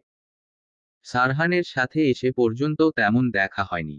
আফ্রিদিও তার মায়ের আগে এসে সোফায় বসে পড়ল। মিতা বেগমও ছেলের পাশে বসে পড়লেন। সারহান মিতা বেগমকে দেখে ভদ্রতাসূচক ভাবে বললেন, আসসালামু আলাইকুম আন্টি। মিতা বেগম বললেন, ওয়ালাইকুম আসো সালাম। কেমন আছো বাবা? আলহামদুলিল্লাহ। আপনি কেমন আছেন? আলহামদুলিল্লাহ ভালো। তোমার সাথে তো দেখাই হয় না। রাজনীতি নিয়ে খুব ব্যস্ত সময় পার করছো বোঝা যাচ্ছে। হুম। সামনে ইলেকশন, এসব নিয়ে একটু বিজি আছি। আঙ্কেল আসলেন না কেন? আর বলো না, তোমার আঙ্কেল ব্যবসা নিয়ে অনেক ব্যস্ত। তাই আমাদের সাথে আসতে পারেনি। সারহান আর কি কথা বলবে বুঝে উঠতে পারল না। সে ছোট্ট করে বলল, "ওহ।" সাদাত আর আফ্রিদি দুজন নীরব দর্শক হয়ে সারহান আর মিতা বেগমের কথা শুনছে। মিতা বেগমের সারহানের সাথে কথা বলে মনে হলো ছেলেটা গম্ভীর হলেও ভদ্র, আচার আচরণ সুন্দর, সাবলীল আছে। ইফা নিচে এসে তার মাকে সারহানের সাথে কথা বলতে দেখে এগিয়ে এসে মায়ের পাশে দাঁড়ালো। অরিত্রিকা তিশার সাথে ফোনে কথা বলতে বলতে সিঁড়ি দিয়ে নামছে। ইশরা অরিত্রিকার পিছু পিছু আসছে। মিতা বেগম সারহানকে বললেন, রাজনীতির পেছনে একটু কম ছুটে বিয়ে শাদি করে নাও। সংসারটাও তো করতে হবে। বয়স তো কম হলো না। অরিত্রিকা তার মামির কথা শুনে ফোনে কথা বলা বন্ধ করে দিল। সে কল কেটে খানিকটা এগিয়ে আসলো। ইশরা অরিত্রিকার পিছে গিয়ে দাঁড়ালো। ইফা তো উৎফুল্ল হয়ে বসে আছে সারহানের উত্তর শোনার জন্য। সারহান সোফায় শরীর এলিয়ে পায়ের ওপর পা তুলে বসল। তার মুখশ্রী গম্ভীর। সারহান গাম্ভীর্যতা বজায় রেখে বলল, রাজনীতিতে নিজের স্থান গড়ছি। বিয়ে নিয়ে এখনো ভাবিনি, তবে ইলেকশনের পরে বিয়ে নিয়ে ভেবে দেখব। মিতা বেগম সারহানের উত্তর শুনে বললেন, কোনো মেয়ে পছন্দ করেছো? না মানে এখনকার ছেলে মেয়েরা তো নিজেদের পছন্দে বিয়ে করে। সারহানের এসব ব্যক্তিগত কথা বলার ইচ্ছে নেই। এসব নিয়ে সে কাউকে কিছু বলতে স্বাচ্ছন্দ্য বোধ করে না। তবুও ভদ্রতার খাতিরে বসে আছে। সামনে থেকে চলে যাওয়াটা বেমানান দেখায়। উত্তরটা ইচ্ছে না থাকা সত্ত্বেও দিতে হবে। সে কণ্ঠস্বর স্বাভাবিক রেখেই বলল, তেমন কেউ নেই। মিতা বেগম খুশি হয়ে বললেন, বাহ, খুব ভালো তো। এখনকার দিনে এমন ছেলে পাওয়া দুষ্কর। ইফা তো সারহানের বলা না সূচক উত্তর শুনে ভীষণ খুশি হয়েছে। তবে একটু সন্দেহ হচ্ছে আসলেই কি কেউ নেই। অরিত্রিকা প্রতিক্রিয়াহীন ভাবে দাঁড়িয়ে আছে। সে জানতো সারহান এমন উত্তরই দিবে। আফ্রিদি মায়ের কথা শুনে হায় হুতাশ করে বলল, মা তুমি কি আমায় দেখতে পাচ্ছ না? আমারও তো বিয়ের বয়স হয়েছে। আর কতকাল সিঙ্গেল হয়ে ঘুরব। বিয়েটা দিয়ে দাও, তোমার ছেলের বউ আনি। মিতা বেগম মেকি রাগ দেখিয়ে ছেলের কাঁধে চাপড় দিয়ে বললেন, কোনো ছেলেকে দেখেছিস বিয়ের জন্য লাফায়? কানাডায় গিয়ে নির্লজ্জ হয়েছিস দেখছি। ছোট বড় না মেনে বিয়ের কথা বলে দিলি। আমি তো সত্যি বললাম, বিয়েটা দিয়ে দাও। অসভ্য ছেলে একটা। অরিত্রিকা, সাদাত, ইফা, ইশরা আফ্রিদির কথা শুনে হেসে উঠল। সারহানের মুখে কোনো হাসি নেই। সে মিতা বেগমকে বলল, আন্টি আমার জরুরি কাজ আছে, উঠতে হবে। মিতা বেগম সারহানকে বলল, ঠিক আছে বাবা। যাও। সারহান নিজের হাতে থাকা ঘড়িতে টাইম দেখে নিল। বেশি সময় নেই, এখনই যেতে হবে। সে সোফা থেকে উঠে সদর দরজা দিয়ে গ্যারেজের দিকে গেল। চৌধুরী বাড়িতে ছোট খাটো যেন ঈদ লেগেছে। অরিন মামি এসেছে জেনে চলে তাড়াহুড়ো করে ব্যাগ গুছিয়ে বাপের বাড়িতে চলে এসেছে। অরিনের হাজবেন্ড অফিসে যাওয়ার আগে চৌধুরী বাড়িতে রেখে গেছে। পরন্ত বিকেলে সবাই ছাদে আড্ডার আসর বসিয়েছে। এখানে সবাই উপস্থিত থাকলেও অনুপস্থিত আরশাদ সাহেব, আজমল সাহেব আফ্রিদি আর সারহান। বিবাহিত নারীরা সংসারের বিভিন্ন কথা নিয়ে মজে আছে। তাদের থেকে কিছুটা দূরত্ব রেখে অরিত্রিকা, সাদাত, ইশরা আর ইফা বসে আছে। তাদের গল্পের টপিক আলাদা। অরিত্রিকা কাল রাতের আইসক্রিমের কাহিনী সবাইকে বলেছে, তবে খোলাখুলি সব কিছু বলেনি। সে যে কেন অসুস্থ হয়ে পড়েছিল এটাও চেপে গেছে। সব কথা না বলাই শ্রেয়। ইশরা, সাদাত জানলে উঠতে বসতে রাগাবে। সবাই নিজেদের কথা বলার মধ্যে মশগুল থাকলেও ইফা চুপচাপ বসে কিছু একটা ভাবছে। সাদাত ইশরা আর অরিত্রিকাকে বলল, ভার্সিটির অ্যাডমিশন তো 1 সপ্তাহ পর থেকেই শুরু হয়ে যাবে। পড়াশোনা শুরু কর, না হলে দেখা যাবে চাচা তোদের দুটোকে একসাথে বাড়ি ছাড়া করবে। ইশরা চমকে উঠে বলল, কি বলিস? আমি তো তোদের বাড়িতে এসে ঘুরে ফিরে বেড়াচ্ছি। সামনে অ্যাডমিশন ভুলেই গেছি।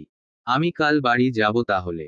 অরিত্রিকা বিতৃষ্ণা নিয়ে বলল, আর ভালো লাগে না। আবার অ্যাডমিশন, আবার পড়াশোনা, গাদা গাদা বই পড়তে হবে।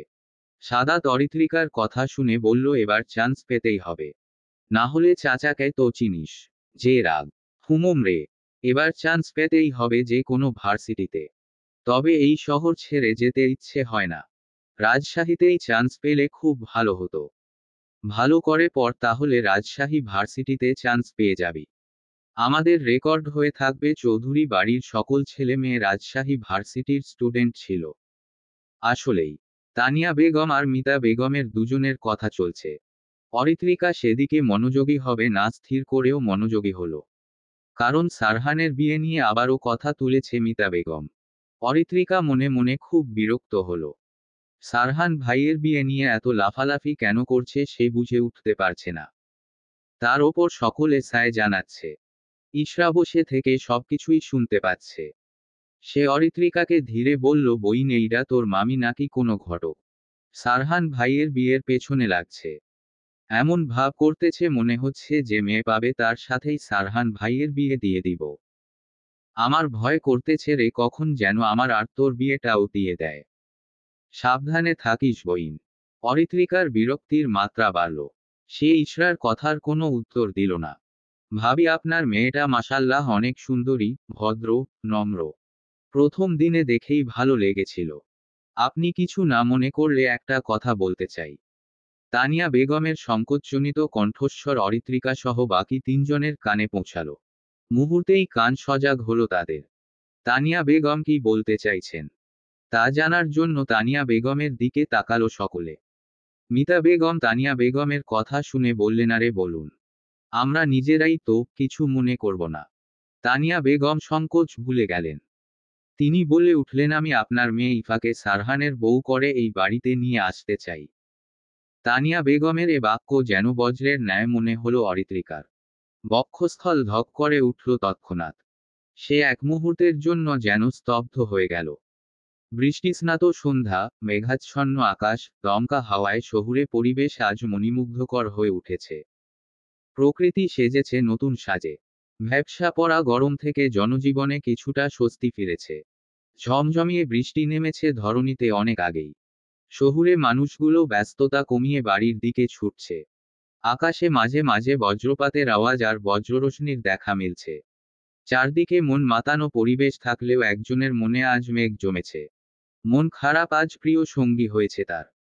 অরিত্রিকা উদাস মনে ছাদের রেলিং ঘেঁষে অদূরে দৃশ্যমান দমকা হওয়ায় নাচনরত গাছপালার দিকে অপলক তাকিয়ে আছে। বৃষ্টির পানিতে ভিজে যাচ্ছে সে, তবুও যেন সেদিকে খেয়াল নেই। প্রতিনিয়ত তার কানে যেন একই কথা বেজে যাচ্ছে, সারহানের বিয়ে ইফা আপুর সাথে। ভাবতেই চক্ষুদয় হতে উপচে পড়ছে অশ্রু। বৃষ্টির পানি আর অশ্রু মিলে মিশে একাকার হয়ে যাচ্ছে। বক্ষে যেন চিনচিন করে ব্যথা অনুভূত হচ্ছে। শ্বাস আটকে আসছে কেন যেন। দিশেহারা লাগছে। এমনটা কেন হচ্ছে তার? আগে তো কখনো এমন কিছু অনুভূত হয়নি, তবে আজ কেন হচ্ছে? সারহান ভাইয়ের যেখানে বিয়ে হোক, যার সাথে বিয়ে হোক, তার কিছু যায় আসে না। কিন্তু মন কেন মানতে চাইছে না। অনুভূতিরাও তার সাথে যেন ছলনা করছে। এতটা অসহায়, হতাশা, কষ্টে সে কখনো পড়েনি। এই প্রথম যেন কোনো সমুদ্রের অতলে দিশা হারিয়ে তলিয়ে যাচ্ছে। সারহানকে তো কখনো আগে অন্য কোনো নজরে দেখেনি। সারহান তার থেকে অনেকটা বড় হওয়ায় বন্ধুত্বপূর্ণ সম্পর্ক গড়ে ওঠেনি। অরিত্রিকা সারহানকে সম্মান করলেও শত্রুর নজরে দেখে, কারণটা সারহান প্রায়ই তাকে অপমান করে। তবে কিছুদিন যাবৎ নিজের মাঝে পরিবর্তন লক্ষ্য করছে সে। কিছুটা হলেও সারহানের প্রতি তার ভালো লাগা কাজ করে এখন। তবে সে প্রকাশ করেনি। মনের গহীনে চেপে রেখেছে। সে চায়নি মনের এই অব্যক্ত প্রণয়াসুখের কথা কেউ জানুক। সে জানে সারহান তাকে অন্য চোখে দেখে না। সারহান তো তার দিক থেকে পারিবারিকভাবে সম্পর্ক মেনে চলেছে। এই কারণে তার সুপ্ত অনুভূতিকে দমিয়ে রেখেছে। ভালো লাগা পর্যন্তই সীমাবদ্ধ রেখেছে। ঝড়ো হাওয়াতে চারিদিক উত্তাল। অরিত্রিকার শরীর ঠান্ডা হয়ে আসছে। শরীরে কাঁপুনি শুরু হয়ে গেছে। হিমশীতল বাতাস যেন ছুঁয়ে যাচ্ছে অরিত্রিকার শরীর। বৃষ্টিতে ভেজার কারণে চক্ষুদয় লাল বর্ণ ধারণ করেছে। পা দুটোও নিশ্চল হয়ে গেছে। ধীরে ধীরে রাতের আধার নামছে ধরণীতে। প্রকৃতিকে আধারে গ্রাস করছে। অরিত্রিকার শরীর কেমন টলছে। মাথা ঘুরে চোখ অন্ধকার হয়ে আসছে। সে রেলিংয়ের কাছ হতে পিছিয়ে আসতে নিলেই পড়ে যেতে লাগলো, তখনই কেউ একজন অরিত্রিকার হাত ধরে টান দিল। অরিত্রিকা শরীরের ব্যালেন্স সামলাতে না পেরে সেই ব্যক্তিটির শক্তপোক্ত পুরুষালী বক্ষে আছড়ে পড়ল। দুহাত দ্বারা ব্যক্তিটির শার্ট খামচে ধরল নিজেকে বাঁচাতে। অরিত্রিকা মাথা ঝিমঝিম করছে। চোখে অন্ধকার দেখছে সে। কিছুটা শান্ত হয়ে চুপ করে থাকলো সে বক্ষে। ঘ্রাণেন্দ্রিয়ে পরিচিত পারফিউমের গন্ধ পেতেই অরিত্রিকা বিচলিত হল। এই ঘ্রাণ যেন তার শরীরের রন্ধ্রে রন্ধ্রে প্রবাহিত হতে লাগল। সে বক্ষ হতে মাথা উঁচিয়ে চকিত নয়নে তাকালো ব্যক্তিটির পানে। বৃষ্টির ফোঁটাগুলো শ্যাম মানবটির মুখ ছুঁয়ে যাচ্ছে। চুলগুলো লেপ্টে আছে কপালে। অগ্নি ঝরা চাহনি যেন ছোট্ট সত্তা নাড়িয়ে দিল। চুলের পানি চুইয়ে চুইয়ে অরিত্রিকার মুখে পড়ছে। অরিত্রিকার ব্যক্তিটিকে স্নিগ্ধ পুরুষ মনে হচ্ছে। বাজের হালকা আলোয় কিছুটা মুখের অবয়ব বুঝতে পারছে সে। পৃথিবীর সব থেকে সুন্দর পুরুষ মনে হতে লাগলো। সে দুর্বল চোখে অপলক তাকিয়ে রইল। Are you idiot! উদ্ভ্রান্তের মতো বৃষ্টিতে ভিজছিস কেন? তখনই ভেসে এলো ব্যক্তিটির মুখ হতে বজ্রকণ্ঠের বাণীটি। অরিত্রিকা ভালো লাগা ভুলে ভয়ে সিটিয়ে গেল যেন। তৎক্ষণাৎ চোখ বন্ধ করে নিল। সারহানের মুখশ্রী কঠিন। চোখে যেন আগুন ঝরছে। চোয়াল শক্ত করে অগ্নি দৃষ্টিতে তাকিয়ে আছে অরিত্রিকার দিকে। মুষ্টিবদ্ধ করে রেখেছে হাত। রাগে ফুঁসছে সে। তখনই বজ্রপাত হল। অরিত্রিকা আরো ভয় পেয়ে গেল। সারহান এখনো অরিত্রিকার হাত ধরে আছে। অরিত্রিকার শরীর ঠান্ডা বরফ হয়ে গেছে। এতে যেন সারহানের রাগের মাত্রা বাড়ল। নিশ্চয়ই সন্ধ্যা হতে উদ্ভ্রান্তের ন্যায় ভিজে চলেছে। এতটা নির্বোধ কেন এই মেয়ে? এসব ভেবে আর মেজাজ হারাতে চাইল না সে। ধৈর্য নিয়ে রাগ সংবরণ করতে লাগল। সারহান দাঁতে দাঁত চেপে বলল, নিচে চল। অরিত্রিকা সারহানের হাত ছাড়িয়ে দূরে সরে দাঁড়ালো।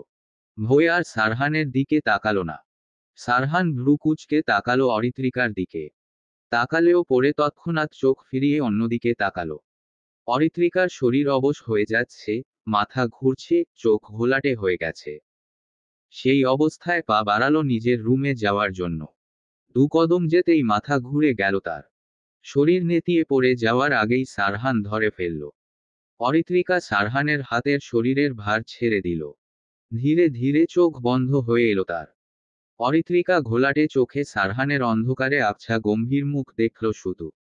অরিত্রিকাকে হঠাৎ মাথা ঘুরে পড়ে যেতে দেখে সকল রাগ নিমেষেই পানি হয়ে গেল। স্তম্ভিত হয়ে তাকালো অরিত্রিকার দিকে। হালকা করে গাল চাপড়ে অরিত্রিকাকে উঠানোর চেষ্টা করল সে। কিন্তু অরিত্রিকা উঠল না। চোখ বন্ধ করে আছে। সারহান উপায় না পেয়ে অরিত্রিকাকে কোলে তুলে নিল। সে লক্ষ্য করল অরিত্রিকার মুখ ফ্যাকাশে হয়ে গেছে। শরীরও হিম হয়ে গেছে। সে দ্রুত অরিত্রিকাকে কোলে নিয়ে ছাদ থেকে নেমে গেল। অরিত্রিকা নিস্তেজ শরীরে কম্বল মুড়িয়ে বিছানায় ঘুমিয়ে আছে। বৃষ্টিতে ভিজেই জ্বরের কবলে পড়েছে। চোখ মুখ শুকিয়ে মলিন হয়ে গেছে। সাথী বেগম মেয়ের কপালে জলপট্টি দিচ্ছেন, চিন্তিত হয়। এত বড় মেয়ে হয়েছে তবুও হুঁশ বুদ্ধি হয়নি। তানিয়া বেগম অরিত্রিকার জন্য স্যুপ বানাতে গেছেন। ইফা মন খারাপ করে অরিত্রিকার পাশে বসে আছে। সে তো অরিত্রিকাকে ছাদ থেকে আসার জন্য ডেকেছিল কিন্তু আসেনি। এখন বৃষ্টিতে ভিজে জ্বর বাঁধিয়েছে। সারহান একধ্যানে তাকিয়ে আছে অরিত্রিকার দিকে। তার নজর তীক্ষ্ণ। সে ভেজা কাপড় চেঞ্জ করে এসেছে। অরিত্রিকা অসুস্থ হওয়াতে তার খারাপ লাগার পাশাপাশি রাগও লাগছে। সে যদি সন্ধ্যার সময় এসে ইশরাকে অরিত্রিকার কথা না জিজ্ঞেস করত তাহলে নিশ্চয়ই ছাদেই জ্ঞান হারিয়ে পড়ে থাকত। সাথী বেগম সারহানকে দাঁড়িয়ে থাকতে দেখে বললেন, দাঁড়িয়ে আছো কেন? বসো চেয়ার টেনে। সারহান সাথী বেগমের কথায় শান্ত কণ্ঠে প্রত্যুত্তর করল, সমস্যা নেই, দাঁড়িয়েই কমফোর্টেবল ফিল করছি। সাথী বেগম আর কিছু বললেন না। সারহান কি চুপ থেকে বলল, ডাক্তারকে কল করেছিলাম। এসে পড়বে। এতক্ষণ তো সময় লাগে না আসতে। বাহিরে প্রচণ্ড বৃষ্টি হচ্ছে। ঝড়ো বাতাসও বইছে। এই কারণেই হয়তো আসতে দেরি হচ্ছে। হতে পারে। তোমার চাচাকে কল দিয়েছিলে? দিয়েছিলাম। বৃষ্টিতে আটকে পড়েছে, এসে যাবে। টেনশন করতে নিষেধ করেছে। এই আবহাওয়ায় অরিন, ভাবি, ইফা, সাদাত আর আফ্রিদি বাহিরে গিয়েছে। ওদের যে কি অবস্থা! সাদাত কল দিয়েছিল আসতে লেট হবে। সাথী বেগম ইফাকে বলল, ইফা আমি একটু নিচে থেকে আসছি, তুই অরিত্রিকাকে জলপট্টি দিতে থাক। ইফা বলল, ঠিক আছে মামি। সাথী বেগম রুম থেকে প্রস্থান করতেই সারহান চেয়ার টেনে বিছানার পাশে বসল। ইশরা অরিত্রিকার মাথায় জলপট্টি দিতে ব্যস্ত। সারহান দুশ্চিন্তাগ্রস্ত হয়ে ইশরাকে জিজ্ঞেস করল, জ্বর কি খুব বেশি? ইশরা সারহানকে বলল, জি ভাইয়া। সারহান ইশরাকে কৌতূহলবশত জিজ্ঞেস করল, অরিত্রিকার কি কোনো কারণে মন খারাপ ছিল? মন খারাপ হলেই তো বৃষ্টিতে ভিজে অথবা গান গায়। বিকেলে কি কারো সাথে কোনো ঝামেলা হয়েছিল? ইশরা কিছুটা ভেবে বলল, কারো সাথে ঝামেলা হয়নি। অরিত্রিকার তো মেজাজ ফুরফুরে ছিল। সবাই বিকেলে ছাদে অনেক মজা করেছি। কিন্তু হঠাৎ করে অরিত্রিকার কি হলো বুঝলাম না। কোনো কিছু নিয়ে হয়তো আপসেট হয়ে গেছিল। আমরা নিচে আসার জন্য ডেকেছিলাম কিন্তু অরিত্রিকা আসেনি। আমাদের সকলকে বলেছিল একটু পরে আসবে। আমরা আর জোর করিনি। বৃষ্টি হচ্ছিল, আমি ভেবেছি হয়তো অরিত্রিকা ছাদ থেকে নেমে এসেছে। সারহান মনোযোগ দিয়ে শুনেও কিছু সুরাহা করতে পারল না। অরিত্রিকার মাঝে মাঝে এই মেয়ের কি হয় সারহান বুঝে উঠতে পারে না। বৃষ্টিতে ভিজে তারও মাথা ব্যথা করছে। গুলাতেই কেমন খুসখুস করছে। সারহান ইশরাকে বলল, এক কাপ কফি নিয়ে আসতে পারবি? ইশরা ভাবল, যাবে কি যাবে না। গেলে অরিত্রিকাকে কে দেখবে? আর বড় মানুষের কথা অমান্য করা খারাপ দেখায়। মুখের ওপর না বলা যায় না। অন্য কেউ হলে বলতো যেতে পারবে না, কিন্তু সারহানকে না বলা যাবে না। যদি ধমক দেয়। ইশরাকে গভীর চিন্তায় মগ্ন দেখে বলল, যাবি? ইশরা বলল, যাচ্ছি। ইশরা রুম থেকে বেরিয়ে সারহানের জন্য কফি আনতে গেল। সারহান ট্রাউজারের পকেট হতে ফোন বের করে ডাক্তারকে কল দিল। ফোন বন্ধ বলছে। সারহান এতে প্রচণ্ড বিরক্ত হলো। বিপদের সময় এমনই হয়। কাউকে কলে পাওয়া যায় না। সে ফোন আবারও পকেটে পুরল। অরিত্রিকা জ্বরের ঘোরে কেঁপে কেঁপে উঠছে। কিছু একটা বিড়বিড় করে জপে চলেছে। অনেকটা ধীরে বলার কারণে সারহানের কান অবধি পৌঁছাচ্ছে না। সারহান মনোযোগ দিয়ে শোনার চেষ্টা করল। কিন্তু ব্যর্থ হলো শুনতে। অরিত্রিকার হয়তো জ্বর বেড়েছে, সেই কারণেই বিলাপ বকছে। সারহান স্বাভাবিকভাবে জ্বর দেখার উদ্দেশ্যে হাত বাড়িয়ে জলপট্টি সরিয়ে অরিত্রিকার কপালে হাত রাখল। রাখতেই চমকে উঠল সে। এত জ্বর! জ্বরে মনে হচ্ছে ভাপ বের হচ্ছে। সারহান বিচলিত ভঙ্গিতে কাপড় ভিজিয়ে অরিত্রিকার কপালে রাখল। বৃষ্টিস্নাত সন্ধ্যা পেরিয়ে সময়টা এখন গভীর রাত। বাহিরে ঝড়ো হাওয়া বইছে। বৈশাখ মাসের সমাপ্তি ঘটলেও ঝড় বৃষ্টি যেন আজ নিজ ইচ্ছেমতো ধরণীতে পদার্পণ করছে। রুমের জানালা খোলা থাকায় শীতল হাওয়ায় জানালার পর্দাগুলো তাল মিলিয়ে নড়ছে। সারহান দুশ্চিন্তাগ্রস্ত হয়ে বসে অরিত্রিকার রুমে, কপালে চিন্তার ভাঁজ স্পষ্ট।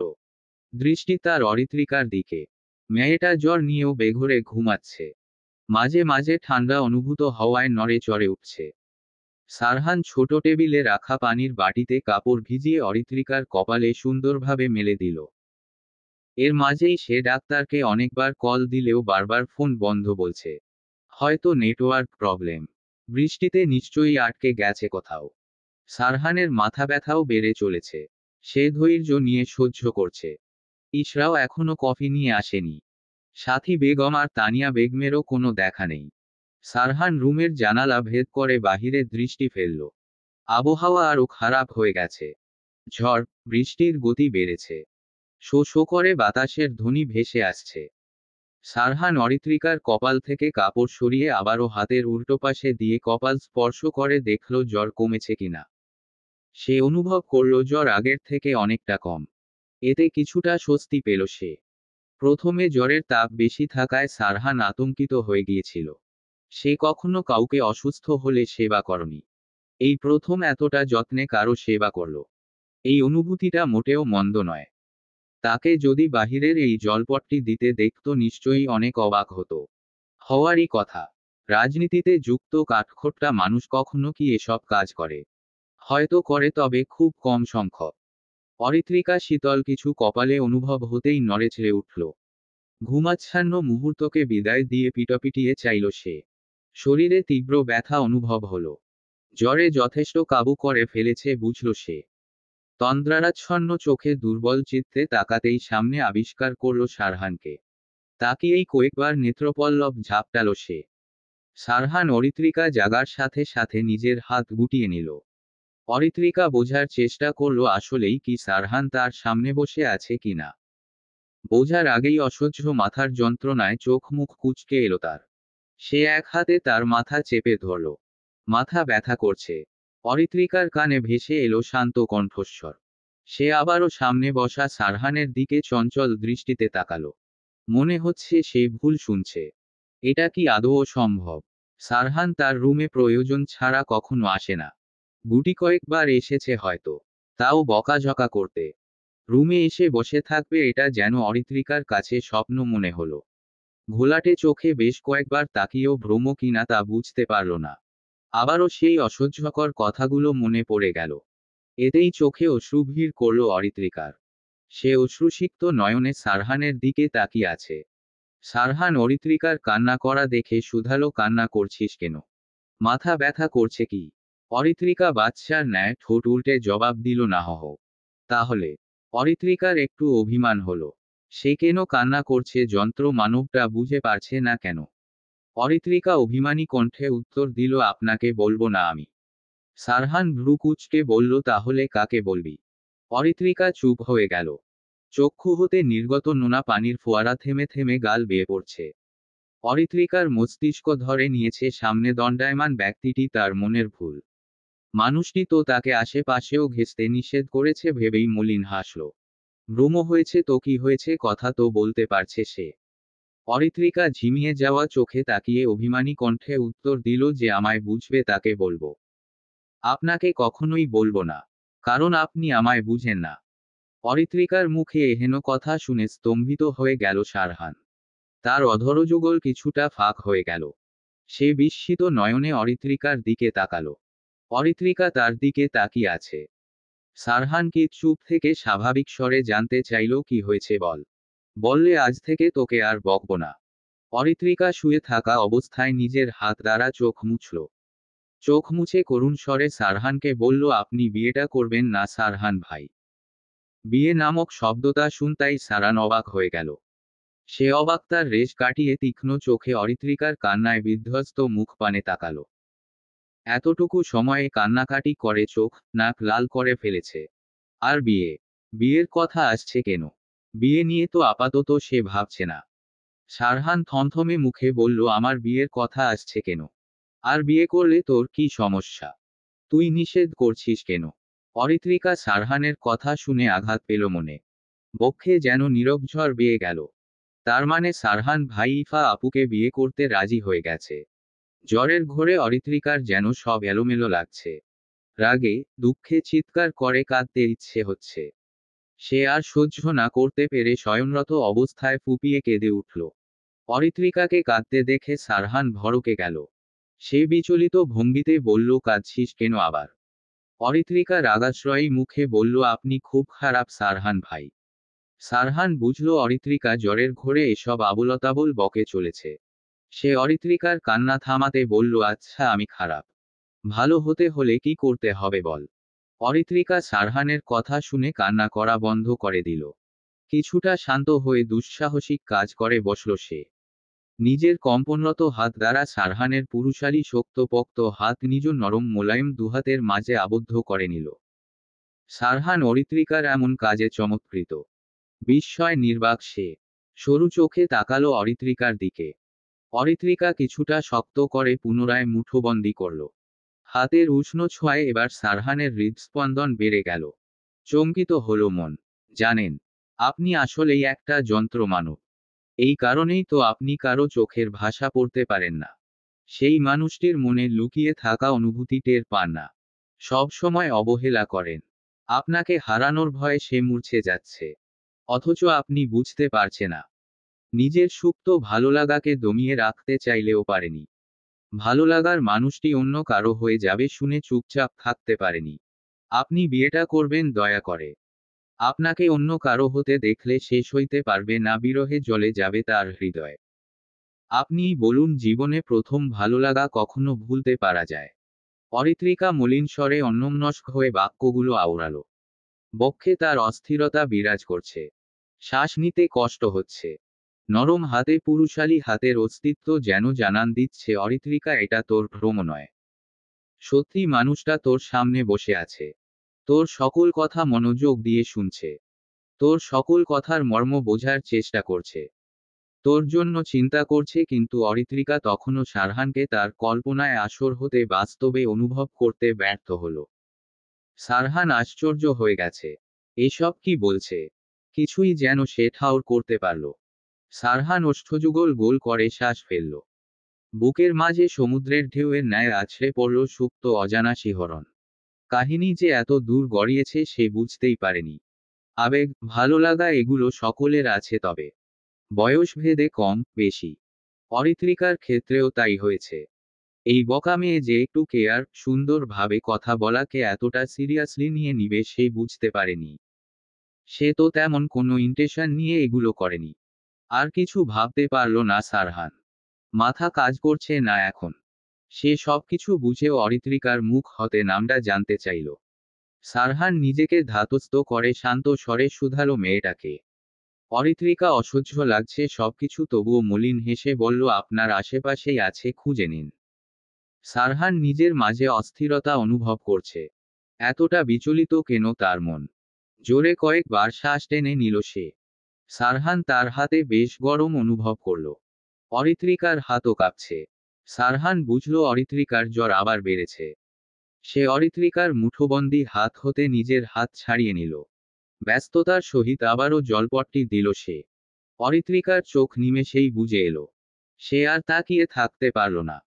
তানিয়া বেগম চুপ হাতে অরিত্রিকার রুমে প্রবেশ করলেন। দেখতে পেলেন সারহান অরিত্রিকাকে যত্ন সহকারে জলপট্টি দিচ্ছে। ছেলের এমন রূপ দেখে কিছুটা অবাক হয়েছেন তিনি। তবে ভালোও লাগছে। যে ছেলে অরিত্রিকাকে বকাঝকা করে সে নিজেই সেবা করছে। সারহান কারো পায়ের শব্দে সামনের দিকে তাকালো। তানিয়া বেগমকে দেখে অস্বস্তিতে পড়ে গেল সে। অস্বস্তি লুকিয়ে সারহান তার মাকে স্বাভাবিকভাবে বলল, এতক্ষণ কি করছিলে বলো তো? এদিকে অরিত্রিকার জ্বর কমছেই না। খাবার খাইয়ে, বাড়িতেই তো ঔষধ আছে, আপাতত খাইয়ে দাও। আবারও কাঁপুনি দিয়ে জ্বর এসেছে। ডাক্তার কখন আসবে বলা যাচ্ছে না। তানিয়া বেগম এগিয়ে আসতে আসতে বললেন, আমার ছেলের যে এই গুণটাও আছে আজ জানলাম। সারহান মায়ের কথা শুনে অপ্রস্তুত হল। সে মুখ গম্ভীর করে বলল, তুমি তো জানো আমি কেমন, তা সকলকে দেখাতে চাই না। আমি আমার রুমে গেলাম, ইশরা কফি নিয়ে আসলে আমার রুমে পাঠিয়ে দিও। ঠিক আছে। সারহান চেয়ার থেকে উঠে কয়েক কদম গিয়ে পিছু ফিরে অরিত্রিকার দিকে তাকালো। অরিত্রিকার বলা কথাগুলো মনে পড়তেই চোখ সরিয়ে নিল সেদিকে থেকে। নানা ভাবনা যেন মস্তিষ্কে চেপে ধরেছে। সে পা গলিয়ে রুম থেকে বেরিয়ে গেল। রাত পেরিয়ে ভোর হয়েছে। চারিদিকে পাখির কিচিরমিচির কলরব মুখরিত পরিবেশ। বৃষ্টি থেমেছে রাতের তৃতীয় প্রহরে। ভোরে হালকা আলোয় প্রকৃতি দৃশ্যমান হচ্ছে, ধীরে ধীরে বাতাসে মিশে আছে শীতলতা। মৃদু বাতাস ছুঁয়ে যাচ্ছে বেকনিতে বসে থাকা গম্ভীর পুরুষটির শরীর। দৃষ্টি তার অদূরে। গভীর ভাবনায় আচ্ছন্ন সারহান। সারা রাত না ঘুমিয়ে এখানেই বসে আছে বেকনিতে। ঘুম যেন চক্ষু হতে কোথাও নিরুদ্দেশ হয়েছে। মাথা ব্যথায় গুমরে ঔষধ খেলেও চক্ষু পটে ঘুমের হাতছানি পায়নি। রাত হতে মস্তিষ্কে অরিত্রিকার বলা কথাগুলো ঘুরপাক খাচ্ছে। অরিত্রিকা কথাগুলো জ্বরের ঘোরে বললেও সত্যতা আছে তা সারহানের বুঝতে অসুবিধা হয়নি একটুও। তার প্রতি যে অরিত্রিকার ভালো লাগা কাজ করে তা পরিষ্কার হয়ে গেছে। সারহান ভাবনার মাঝেই তার হাত চক্ষু সম্মুখে তুলে ধরল। অরিত্রিকা তার হাত মুঠোবন্দি করেছিল। ভাবতেই বক্ষে অন্তকোণে অন্যরকম শিহরণ বয়ে গেল। বক্ষে মৃদু অস্থিরতা অনুভব করল।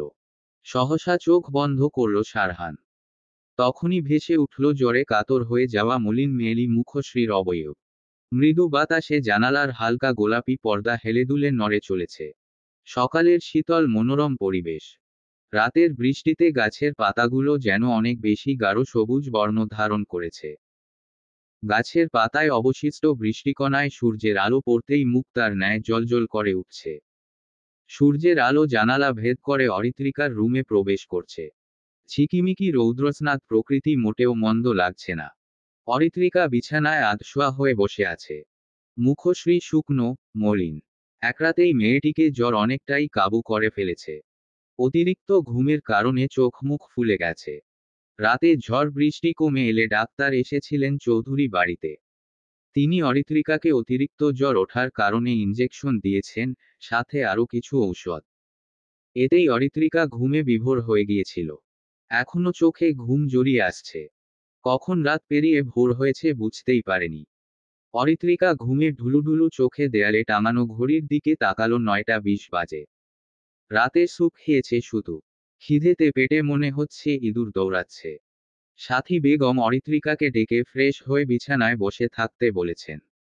সে অসুস্থ হয়ে একটা দিক ভালো হয়েছে, মায়ের আদর, যত্ন, ভালোবাসা পাচ্ছে বেশি করে। অরিত্রিকা এক ধ্যানে অফ হোয়াইট দেয়ালে রং তুলির স্বতঃস্ফূর্ত আছড়ে আঁকা ফুলগুলোর দিকে তাকিয়ে রইল। দেখতে অসম্ভব সুন্দর লাগছে। তার মনে পড়ে যখন সে সদ্য কলেজে উঠেছিল। সেই সময়ে তাদের বাড়ি পুনরায় রং করা হয়। অরিত্রিকা তার বাবাকে বলেছিল নিজের ঘরের দেয়ালে ফুলের পেইন্ট করাবে। আজমল সাহেব মেয়ের কথা রাখেন। কিন্তু মেডিকেলে চান্স না পাওয়ায় সবকিছু অন্যরকম হয়ে গেল। অরিত্রিকার সাথে তার বাবা ভালোভাবে কথা বলেন না। অরিত্রিকা মানে তার গাফিলতির কারণেই মেডিকেলে চান্স পায়নি।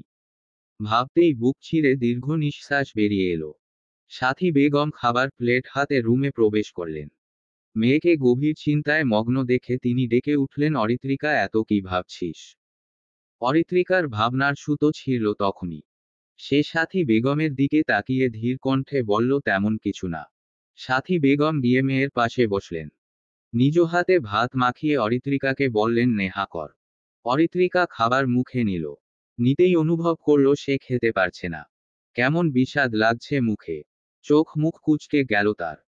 সাথী বেগম অরিত্রিকার মুখশ্রী কুঁচকানো দেখো বললেন, কি হয়েছে? মা, ভাত খেতে পারছি না। স্বাদ লাগছে না। পানি দাও। সাথী বেগম অরিত্রিকার হাতে পানির গ্লাস এগিয়ে দিলেন। অরিত্রিকা পানি দ্বারা মুখের ভেতরে থাকা ভাত গিলে ফেলল। পানিও তেতো লাগছে। মুখ কুঁচকেই বলল, আমার খেতে ইচ্ছে করছে না আর। নিয়ে যাও খাবার। ঔষধ খেতে হবে, এত অল্প খেলে হবে না। আরেকটু খা। অরিত্রিকা মুখ ভার করল। সাথী বেগম দেখলেও ভাত মাখিয়ে অরিত্রিকাকে খাইয়ে দিলেন। 3-4 বার খেয়ে আর খেল না অরিত্রিকা। সাথী বেগম প্লেটে হাত ধুয়ে ডাক্তারের দেয়া কয়েক রকমের ঔষধ খোসা ছাড়িয়ে মেয়ের হাতে দিলেন। অরিত্রিকা সবগুলো ঔষধ খেয়ে হাঁপ ছেড়ে বাঁচল যেন। অরিত্রিকা নিজের রুমে কারো উপস্থিতি না দেখে সাথী বেগমকে জিজ্ঞেস করল, মা, কাউকে দেখছি না। কোথাও গিয়েছে কি? না হহ। সবাই নিচে আছে। তুই যখন ঘুমোচ্ছিলি সবাই তোকে দেখতে এসেছিল। ইশরা বাসায় চলে গেছে।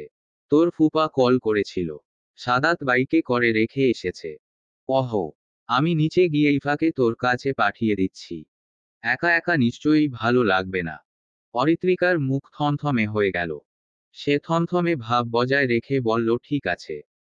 সাথী বেগম রুম থেকে বেরিয়ে যাবে এমন সময় অরিত্রিকা মিয়ে যাওয়া কণ্ঠে জিজ্ঞেস করল, মা, বাবা আমায় দেখতে এসেছিল। সাথী বেগম থেমে প্রত্যুত্তর করল, উনি তোর বাবা হয় কোনো শত্রু না। মেয়ে অসুস্থ তা দেখে বাবা কি চুপ করে বসে থাকতে পারে? রাত থেকে তোর জন্য টেনশন করছে। রাতে অনেকবার এসে দেখে গেছে। অরিত্রিকার মন ভালো হয়ে গেল। সারহান, তোর চোখ এত লাল লাগছে কেন? সারা রাত ঘুমাসনি? সারহান আজ এমপি মহোদয়ের সাথে দেখা করতে উনার বাড়িতে এসেছে। সাথে আবিরও আছে। আবির সোফায় বসে অনেকক্ষণ যাবৎ খেয়াল করছে সারহানের চোখ টকটকে লাল। এর দুইটা কারণ হতে পারে, প্রথমত গঞ্জিকা সেবন, ছাইপাস খাওয়া, দ্বিতীয়ত রাতে ঘুম না হওয়া। প্রথম কারণটা সারহানের ক্ষেত্রে প্রযোজ্য নয়। সে জানে তার বন্ধু যথেষ্ট ভালো এসবের দিক দিয়ে। তাহলে কি দ্বিতীয় কারণ? মনে মনে এই ছোট্ট বিষয় নিয়ে জগা খিচুড়ি পাকাচ্ছে আবির। মাথায় তার অসংখ্য কথা ঘুরছে। সে আর কৌতূহল দমিয়ে না রেখে সারহানকে সরাসরি প্রশ্ন করেই ফেলল। সারহান আবিরের কণ্ঠস্বর শুনে ছোট্ট করে উত্তর দিল, হুমুম। আবির যেন সারহানকে জ্বালানোর পথ পেয়ে গেল। মনে মনে অসংখ্য শয়তানি ফন্দি আটল।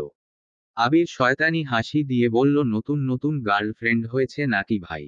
এমন হয় রে। প্রথম প্রথম প্রেমে পড়লে সারা রাত জাগতে হয়, প্রেমালাপ করতে হয়।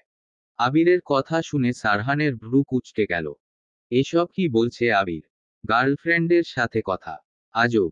সারহান ব্যগ্র কণ্ঠে বলে উঠল, ভালোই তো তোর এক্সপেরিয়েন্স আছে দেখছি।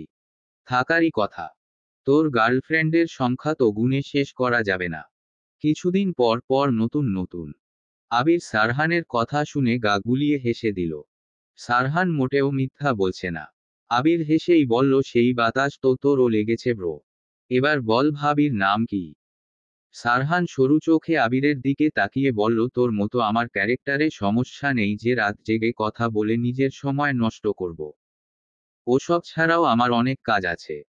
আবির দুঃখী মুখ করে হতাশার ভঙ্গিতে বলল, আমার মনে হয় তোর জীবনে কোনো শখ আহ্লাদ নেই। রাজনীতিতেই সংসার পেতে বসে আছিস। আমার কষ্ট হয় জানিস। আমি মনে হয় এই জীবনে চাচচু ডাক শুনতে পাবো না। অন্তত চাচচু ডাক শোনার ইচ্ছা পূরণ করতে বিয়েটা কর ভাই। সারহান মুখ কুঁচকে বলল, তোর মতো ড্রামাবাজ আমি খুব কম দেখেছি। মেয়েদের মতো এত ন্যাকামি করিস কেন? সত্যি বললেই ন্যাকা লাগে তোর। এমন একজনের সাথে তোর বিয়ে হোক যে তোর সম্পূর্ণ বিপরীতধর্মী মানুষ। সারাদিন তোকে জ্বালিয়ে মারবে, তখন দেখবি ন্যাকামি কি। আস্তে কথা বল। ভুলে যাস না আমরা এখন কোথায় আছি। আবির চুপ হয়ে গেল। মনে মনে অনেকটা বিরক্ত সে। সারহান বিয়েটা করলে বাড়িতে সে মা বাবাকে বলতে পারত, সারহানেরও বিয়ে হয়ে গেল। সকলের বউ আছে। এবার আমার বিয়েটাও তোমরা দিয়ে দাও। তা আর হচ্ছে কোথায়? সারহানকে বিয়ের কথা বলেও কোনো লাভ হচ্ছে না। সাহস করে নিজের বাড়িতেও নিজের বিয়ের কথা বলতে পারছে না। কি যে মুসিবত! সারহান আবিরের কথায় আর পাত্তা না দিয়ে পকেট হতে ফোন বের করল। কপালে চিন্তার ভাঁজ। ফোনের লোক খুলে কল লিস্টে কারো নাম্বার খুঁজতে লাগলো। কিছুক্ষণ ঘাটাঘাটি করে কাঙ্ক্ষিত নাম্বারটা ভেসে উঠল ফোন স্ক্রিনে। ইংরেজি অক্ষরে FAIRUJ নামটা সেভ করা। কিছ সময় ভাবনায় মত্ত হলো সে। ভাবতে লাগলো কল দিবে কি না। দু তিনবার কল দিতে গিয়ে সারহানের আঙুল আটকে গেল। কল দেওয়ার সিদ্ধান্ত বদলে মেসেজ দিতে পারে, সেটাই ঠিক বলে মনে হয়েছে তার কাছে। চিন্তিতগ্রস্ত হয়ে হাতের আঙুল গুলিয়ে কিছু লিখে নাম্বারটিতে সেন্ড করে দিল সে। আম সরি জেন্টলম্যান। একটা কাজে আটকে গিয়েছিলাম তাই আসতে দেরি হলো। আজাদ সাহেবের কণ্ঠস্বর শুনে সারহান ফোন সাইলেন্ট করে পকেটে রেখে দিল। আজাদ সাহেব একটা মিটিংয়ে আটকে গিয়েছিলেন। ফিরতে অনেকটা লেট হয়ে গেছে। সোফা থেকে উঠে সারহান আজাদ সাহেবের সাথে হাত মিলিয়ে বলল, ছোট্ট একটা বিষয়কে এতটা সিরিয়াসলি নেয়ার প্রয়োজন নেই আজাদ সাহেব। আবির ও সারহানের সাথে দাঁড়িয়েছে। আজাদ সাহেব হেসে বললেন, সময়ের মূল্য অনেক। একবার সময় চলে গেলে ফিরে পাওয়া যায় না। আমিও সময় নষ্ট করে পছন্দ করি না। যাই হোক, দুজনেই বসো। সারহান, আবির আবারও বসে পড়ল। আজাদ সাহেব আয়েশি ভঙ্গিতে বসে আবিরকে বললেন, কি খবর আবির? রাজনীতি নিয়ে ব্যস্ত আছো দেখছি। ভালোই প্রচার প্রচারণা করছো দেখলাম। আবির মৃদু হেসে জবাব দিল, হুমুম অনেকটাই ব্যস্ত। আজাদ সাহেব হেসে বললেন, চালিয়ে যাও। ইলেকশনে আবারও জয়লাভ করতে হবে। অরিত্রিকা গোসল সেরে মাত্রই রুমে এসেছে। তোয়ালে দিয়ে ভেজা চুল মুছে চলেছে দুর্বল হাতে। মুখে কিছুটা বিরক্তির ভাঁজ। কোনো মতে ভেজা চুল মুছে ড্রেসিং টেবিলের আয়নার সামনে দাঁড়ালো। সেখান হতে চিরুনি নিয়ে চুল আঁচড়াতে লাগলো। চুল মুছে তোয়ালে পড়তে বসে সেই চেয়ারে মেলে দিল। এখন বাহিরে যেতে ইচ্ছে করছে না। অরিত্রিকার শরীর কিছুটা সুস্থ, এখন জ্বর নেই। তবে শরীরে ব্যথা করছে, দুর্বল লাগছে। ক্লান্ত ভঙ্গিতে বিছানায় বসে পড়ল। এতটুকু কাজ করতেই হাঁপিয়ে গেছে সে। বিছানায় হেলান দিয়ে তিশাকে কল করার জন্য ফোনটা হাতে নিল। ইশরা চলে গেছে, মনটা ভালো নেই। ইফা থাকলেও কথা বলতে ইচ্ছে করছে না। তিশা আসলে হয়তো মনটা ভালো লাগবে। ফোন হাতে নিয়ে দেখল ফোন স্ক্রিনে অসংখ্য নোটিফিকেশন জমা হয়েছে। অরিত্রিকা নোটিফিকেশন অল ক্লিয়ার করতে গিয়ে একটা নোটিফিকেশনে তার চোখ আটকে গেল। বক্ষে তখনই মৃদু কম্পন বয়ে গেল।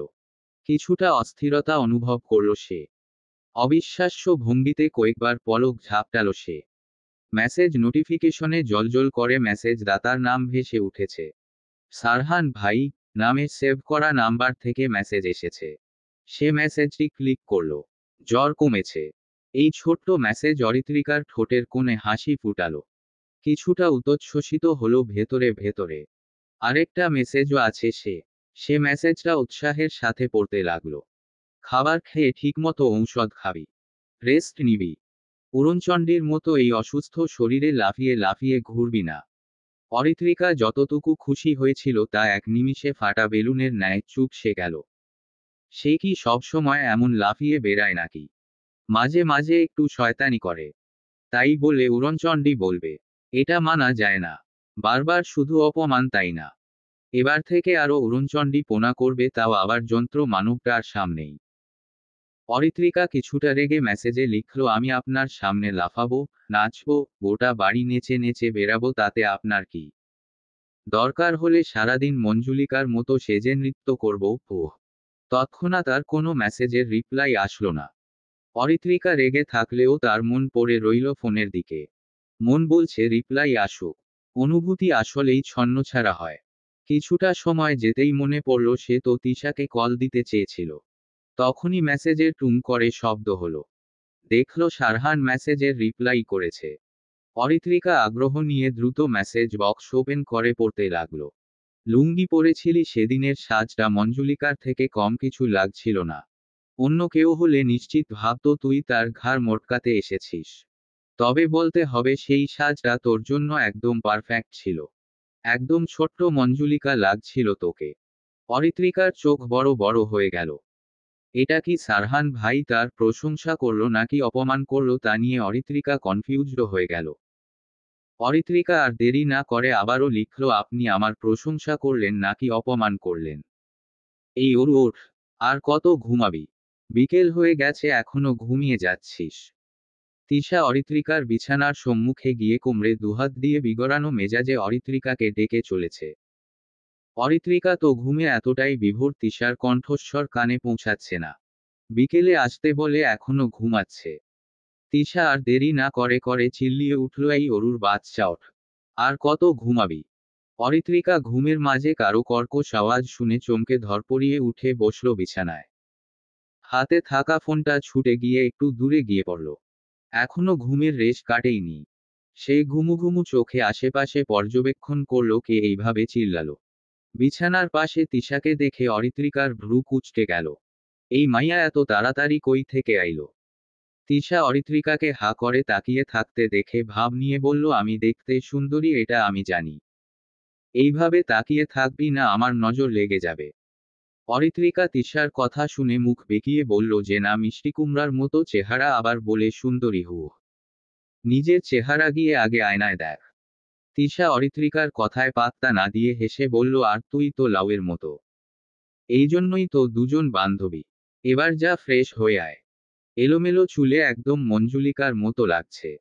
অরিত্রিকার তখনই মনে পড়ে গেল সারহানের লিখা মেসেজের কথা। তাকে বলেছিল ছোট্ট মঞ্জুলিকা। বয়স 18 হয়ে গেছে, সে কি এখনো ছোট আছে? নেই তো। কিছুদিন পর 19 বছর হবে। অরিত্রিকা সে সব ভাবনা অসম্পূর্ণ রেখে বিছানা থেকে নেমে তিশাকে বলল, তুই এত তাড়াতাড়ি কিভাবে আসলি? তিশা বিছানায় বসে অবাক হয়ে বলল, সময় দেখেছিস? 4টা বাজে। এতক্ষণ ঘুমিয়েছি আমি। আমি ভাবলাম হয়তো 2-3 ঘন্টা ঘুমিয়েছি। আগে ফ্রেশ হয়ে আয়, তারপর কথা বলছি। অরিত্রিকা ঢুলতে ঢুলতে ধীর পায়ে ওয়াশরুমে চলে গেল। তিশা নিজের ফোন বের করে স্ক্রোল করতে লাগলো। অরিত্রিকা তাকে কল দিয়েছিল আসার জন্য। বেস্টু কল দিয়েছে, সে কি না এসে থাকতে পারে। অরিত্রিকা ওয়াশরুম থেকে বেরিয়ে তিশার পাশে বসল। তিশা ফোন স্ক্রোল করা বন্ধ করে বলল, মুখের এই হাল কেন তোর? মনে হচ্ছে 10 বছর ধরে খাওয়া দাওয়া করিস না। জ্বর এসেছিল রে, এই কারণে শুকিয়ে গেছি একটু। তিশা উদ্গ্রীব হয়ে অরিত্রিকার কপালে হাত দিয়ে দেখল জ্বর নেই। সে স্বস্তির নিঃশ্বাস নিয়ে বলল, কবে জ্বর এসেছিল? আমায় কেন বলিসনি? কাল রাত থেকে জ্বর, কিন্তু এখন নেই। তিশা সন্দিহানী দৃষ্টিতে তাকিয়ে বলল, হঠাৎ জ্বর কেন আসলো?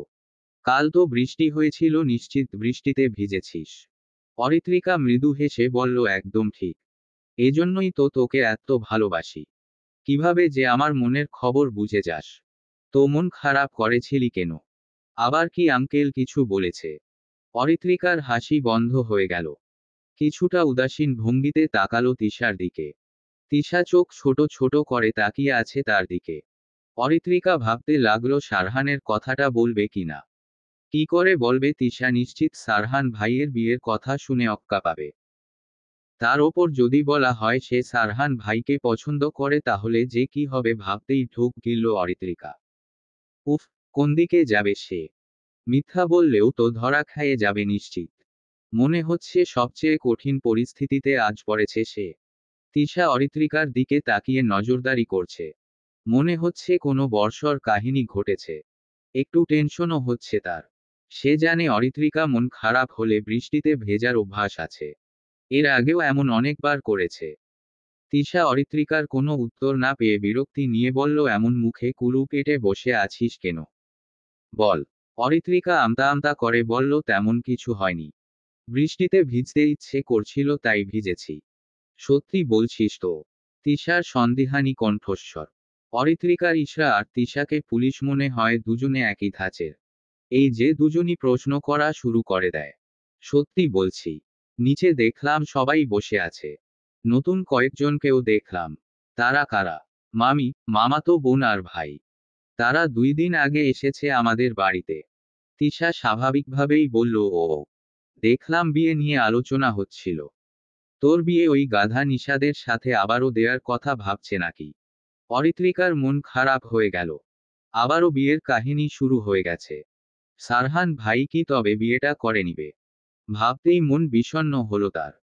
তবে তা বাহিরে প্রকাশ করল স্বাভাবিক রইল। কেঁদে ঘরের কোণে পড়ে থাকলে তো সবাই তাকে সন্দেহ করবে। সে চায় না এসব নিয়ে বাড়িতে কোন কাহিনী হোক। নিজেকে দুর্বল হতে দেওয়া যাবে না। স্ট্রিং হতে হবে। ভাগ্যে যা লিখা আছে তা তো হবেই। সে তিশাকে বলল, সারহান ভাইয়ের বিয়ের কথা চলছে। তিশা এতক্ষণ স্বাভাবিকভাবে থাকলেও সারহানের বিয়ের কথা শুনে চিল্লিয়ে উঠল, এসব কি বলিস? এটা কিভাবে সম্ভব? যা শুনেছিস তাই বলেছি। আমি বিশ্বাস করি না। এটা কি হয়ে গেল? আমায় ছাড়া উনি অন্য কাউকে বিয়ে করতে পারেন না।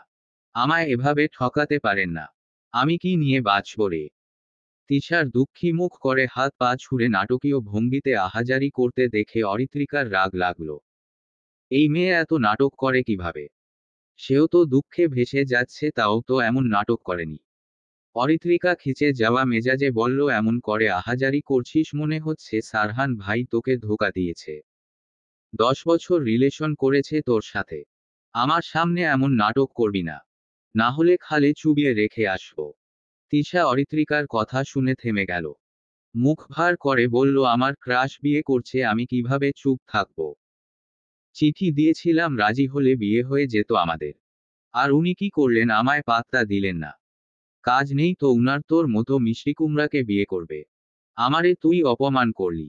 অরিত্রিকা রুম থেকে বেরিয়ে যেতে যেতে বলে, অবশ্যই। নিচে গেলে চল, না গেলে বসে থাক, আমি গেলাম। তিশা অরিত্রিকার পেছনে দৌড়াতে দৌড়াতে বলল, আরে আমিও আসছি, থামো। চৌধুরী বাড়ির ডাইনিং রুমে সোফায় বসে আছেন আজমল সাহেব, আরশাদ সাহেব, সাথী বেগম, তানিয়া বেগম, মিতা বেগম আর আফ্রিদি। আলোচনা চলছে বিয়ে নিয়ে। আরশাদ সাহেব চিন্তিত ভঙ্গিতে তানিয়া বেগমকে বললেন, তুমি যে ইফার সাথে সারহানের বিয়ের কথা বলছো, সারহানের থেকে মতামত জানতে চেয়েছ? তানিয়া বেগম আরশাদ সাহেবের কথা শুনে বললেন, সারহানের সাথে এসব নিয়ে কথা হয়নি। ভেবেছিলাম রাতে কথা বলবো, তা আর হলো কই। অরিত্রিকার জ্বর এসেছিল তাই আর বলা হয়নি। তোমায় বললাম কারণ সারহানকে তুমি বিয়ের কথাটা বলবে। আরশাদ সাহেব কপাল টানটান করে বলল, আমাকেই পাও সব সময় ফাঁসানোর জন্য। তুমি তোর ছেলেকে চেনো না। এতদিন তো বিয়ের কথা বলেছ, এক পা কি এগিয়েছে সেদিকে? শুধু তো ইলেকশনের দোহাই দিয়ে পিছিয়ে যাচ্ছে। আমি এসবের ভেতর নেই। তোমার ছেলেকে কিভাবে তুমি বুঝাবে সেটা তোমার ব্যাপার, আমায় টানবে না। তানিয়া বেগম একটু মেকি রাগ দেখিয়ে বললেন, এখন আমার ছেলে হয়ে গেল তাই না? এবার বুঝেছি আমার ছেলেটা একদম তোমার মতো হয়েছে। তুমি ওকে তোমার মতো বানিয়েছ। আমি হয়ে তোমার সংসার করে যাচ্ছি, আর কেউ হলে সংসার ছেড়ে পালাতো। আজমল সাহেব দুজনকে চুপ করাতে বললেন, আহা ভাই ভাবি, আপনারা কি শুরু করলেন? চুপ করুন। আরশাদ সাহেব আর তানিয়া বেগম চুপ করে গেলেন। তানিয়া বেগম কটমট দৃষ্টিতে তাকিয়ে আছে আরশাদ সাহেবের দিকে। মিতা বেগম, আফ্রিদি, সাথী বেগম মিটিমিটি হাসছেন। আজমল সাহেব পরিস্থিতি বুঝে বললেন, আমি তো ভাবলাম সারহান সবকিছু জানে। যাই হোক, আমার মনে হয় সারহানকে সবকিছু জানিয়ে ওর মতামতটা আগে নেওয়া জরুরি। যথেষ্ট বড় হয়েছে, নিজের ডিসিশন নিজেই নিক। সাথী বেগমও সহমত প্রকাশ করে বললেন, আমারও তাই মনে হয়। আফ্রিদি চুপচাপ বসে আছে। মাথায় ঘুরছে নানা রকমের চিন্তা। আফ্রিদি জানে সারহান ছেলে হিসেবে একদম পারফেক্ট। যেমন ব্যক্তিত্ব, তেমন আচরণ। সকলের সাথেই ওঠা বসা আছে। কিন্তু সারহানের সাথেই জেইফার বিয়ের কথা চলছে সে আজ সকালে জেনেছে। সারহান পারফেক্ট থাকলেও একটা দিক আফ্রিদির ভালো লাগেনি। সারহান রাজনীতি করে। রাজনীতি যারা করে তাদের শত্রুর অভাব নেই। চিপা চাপায় অজ্ঞাত অনেক শত্রু থাকে। এমনকি লাইফ রিস্কও থাকে। পরিবারের ওপরও অনেক বিপদ আসে। এসব ভেবেই দোটানায় আছে আফ্রিদি। মাকে বুঝিয়েছিল, কাজ হয়নি। সারহানকে মেয়ের জামাই বানানোর জন্য উঠে পড়ে লেগেছে। আফ্রিদি মায়ের এমন ব্যবহারে একটু বিরক্ত। মিতা বেগম সেদিন ছাদে তানিয়া বেগমকে কোনো উত্তর দেননি। তানিয়া বেগমকে শুধু বলেছিলেন পরে সিদ্ধান্ত জানাবেন। ছাদ থেকে নেমে এসে ইফার থেকে জানতে চেয়েছিলেন, সারহানকে বিয়ে করতে কোনো সমস্যা আছে নাকি। ইফা তার মাকে জানিয়েছিল বিয়েতে তার কোনো সমস্যা নেই। মেয়ের পছন্দ জেনেই তিনি তানিয়া বেগমকে হ্যাঁ বলেন। কিন্তু সারহানের সাথে এ বিষয়ে কোনো কথা না হওয়ায় কিছুটা চিন্তিত তিনি। মিতা বেগম কথোপকথনের মাঝেই বলে উঠল, আমার মনে হয় সারহানের থেকে মতামত জানা জরুরি। এতটা তাড়াহুড়ো করে কোনো সিদ্ধান্ত নেওয়া উচিত নয়। বিশেষ করে সারা জীবন দুজন মানুষ একসাথে থাকবে সে বিষয়ে ভেবে সিদ্ধান্ত নিতে হবে। সারহান ফোনে কথা বলতে বলতে সদর দরজা দিয়ে ডাইনিং এরিয়াতে ঢুকতে দেখতে পেল সোফায় বসে থাকা সকলের দিকে। দেখেই বুঝল হয়তো কোনো জরুরি কথা চলছে। কথা বলা শেষ করে কল কাটল। এগিয়ে এসে বাবার পাশে বসল। সারহান সকলের দিকে একবার অবলোকন করে বলল, এখানে কোনো সিরিয়াস কথা নিয়ে ডিসকাশন চলছে নাকি? সবাইকে এত টেন্স লাগছে কেন? সকলে সারহানের আকস্মিক আগমনে কিছুটা অবাক হয়েছে। আরশাদ সাহেব ছেলেকে বললেন, তুমি তো এই সময়ে বাড়িতে আসো না, আজ হঠাৎ? সারহান কিছুক্ষণ মৌন থেকে গম্ভীর কণ্ঠে বলে উঠল, কাল সারারাত ঘুম হয়নি। মাথায় পেইন হচ্ছিল তাই চলে এসেছি। আবিরকে পার্টি অফিসে রেখে এসেছি, সবকিছু সামলে নিবে। আরশাদ সাহেব একবার স্ত্রীর দিকে তাকালেন। তানিয়া বেগম মাথা নাড়িয়ে ইশারায় বললেন, এখন বিয়ের কথা না তুলতে। আরশাদ সাহেব সারহানের দিকে তাকিয়ে বললেন, বেশি মাথা ব্যথা করছে? হালকা। আমার মনে হয় আপনি কিছু বলতে চাইছেন। সংকোচ না করে বলতে পারেন। আরশাদ সাহেব গলা ঝেড়ে বললেন, তোমার মা একটা মেয়ে পছন্দ করেছে। মেয়েটা যথেষ্ট নম্র, ভদ্র, সুন্দরীও বটে। আমাদের সকলের পছন্দ। তোমার কি মতামত? সারহানের কপাল কুঁচকে গেল। আবারও বিয়ে? বাড়িতে আসলেই বিয়ে বিয়ে কলরব। হঠাৎই তার মনে পড়ে গেল অরিত্রিকার জ্বরের ঘোরে বলা কথাগুলো। কিছুটা চমকে গেল সে। বিয়ের কথা শুনেই কি তবে উদ্ভ্রান্তের মতো বৃষ্টিতে ভিজছিল? সে জানে অরিত্রিকার মন বিষণ্ণ থাকলে বৃষ্টিতে ভেজার অভ্যাস আছে। তারপর জ্বর হয়ে বিছানায় পড়ে থাকে। সারহান কুঁচকে যাওয়া কপাল নিয়েই শুধালো, মেয়ে দেখেছ কবে? আর মেয়েই বা ক্যায়? তানিয়া বেগম আরশাদ সাহেবকে কিছু বলতে না দিয়ে নিজেই বলে উঠলেন, কথা চলছে কাল থেকে। তোর বিয়েটা দিয়ে নিশ্চিন্ত হতে চাই বাবা, রাজি হয়ে যা।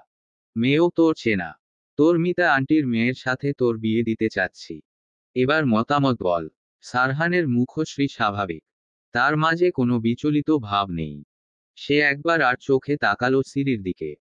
তখনই চোখাচোখি হয়ে গেলে অরিত্রিকার সাথে। অরিত্রিকার দিকে হঠাৎ তাকানোতে সে ভড়কে গেল। সন্তর্পণে চোখ নামিয়ে নিল তখনই। সারহান চোখ ফিরিয়ে তার বাবার দিকে তাকালো। সিদ্ধান্ত এখনই জানিয়ে দেওয়া জরুরি, সময় নিলেই পরিবেশ আরো ঘোলাটে হয়ে যাবে। সারহান সিদ্ধান্ত নিল সে বিয়েতে মতো আছে কি নেই এখনই জানিয়ে দিবে। ডাইনিং রুমে পিনপিনে নীরবতা বিরাজ করছে। পরিবেশটা অনেকটাই গুমট। আরশাদ সাহেব ছেলের মতামত জানার জন্য বসে আছেন অধীর আগ্রহে।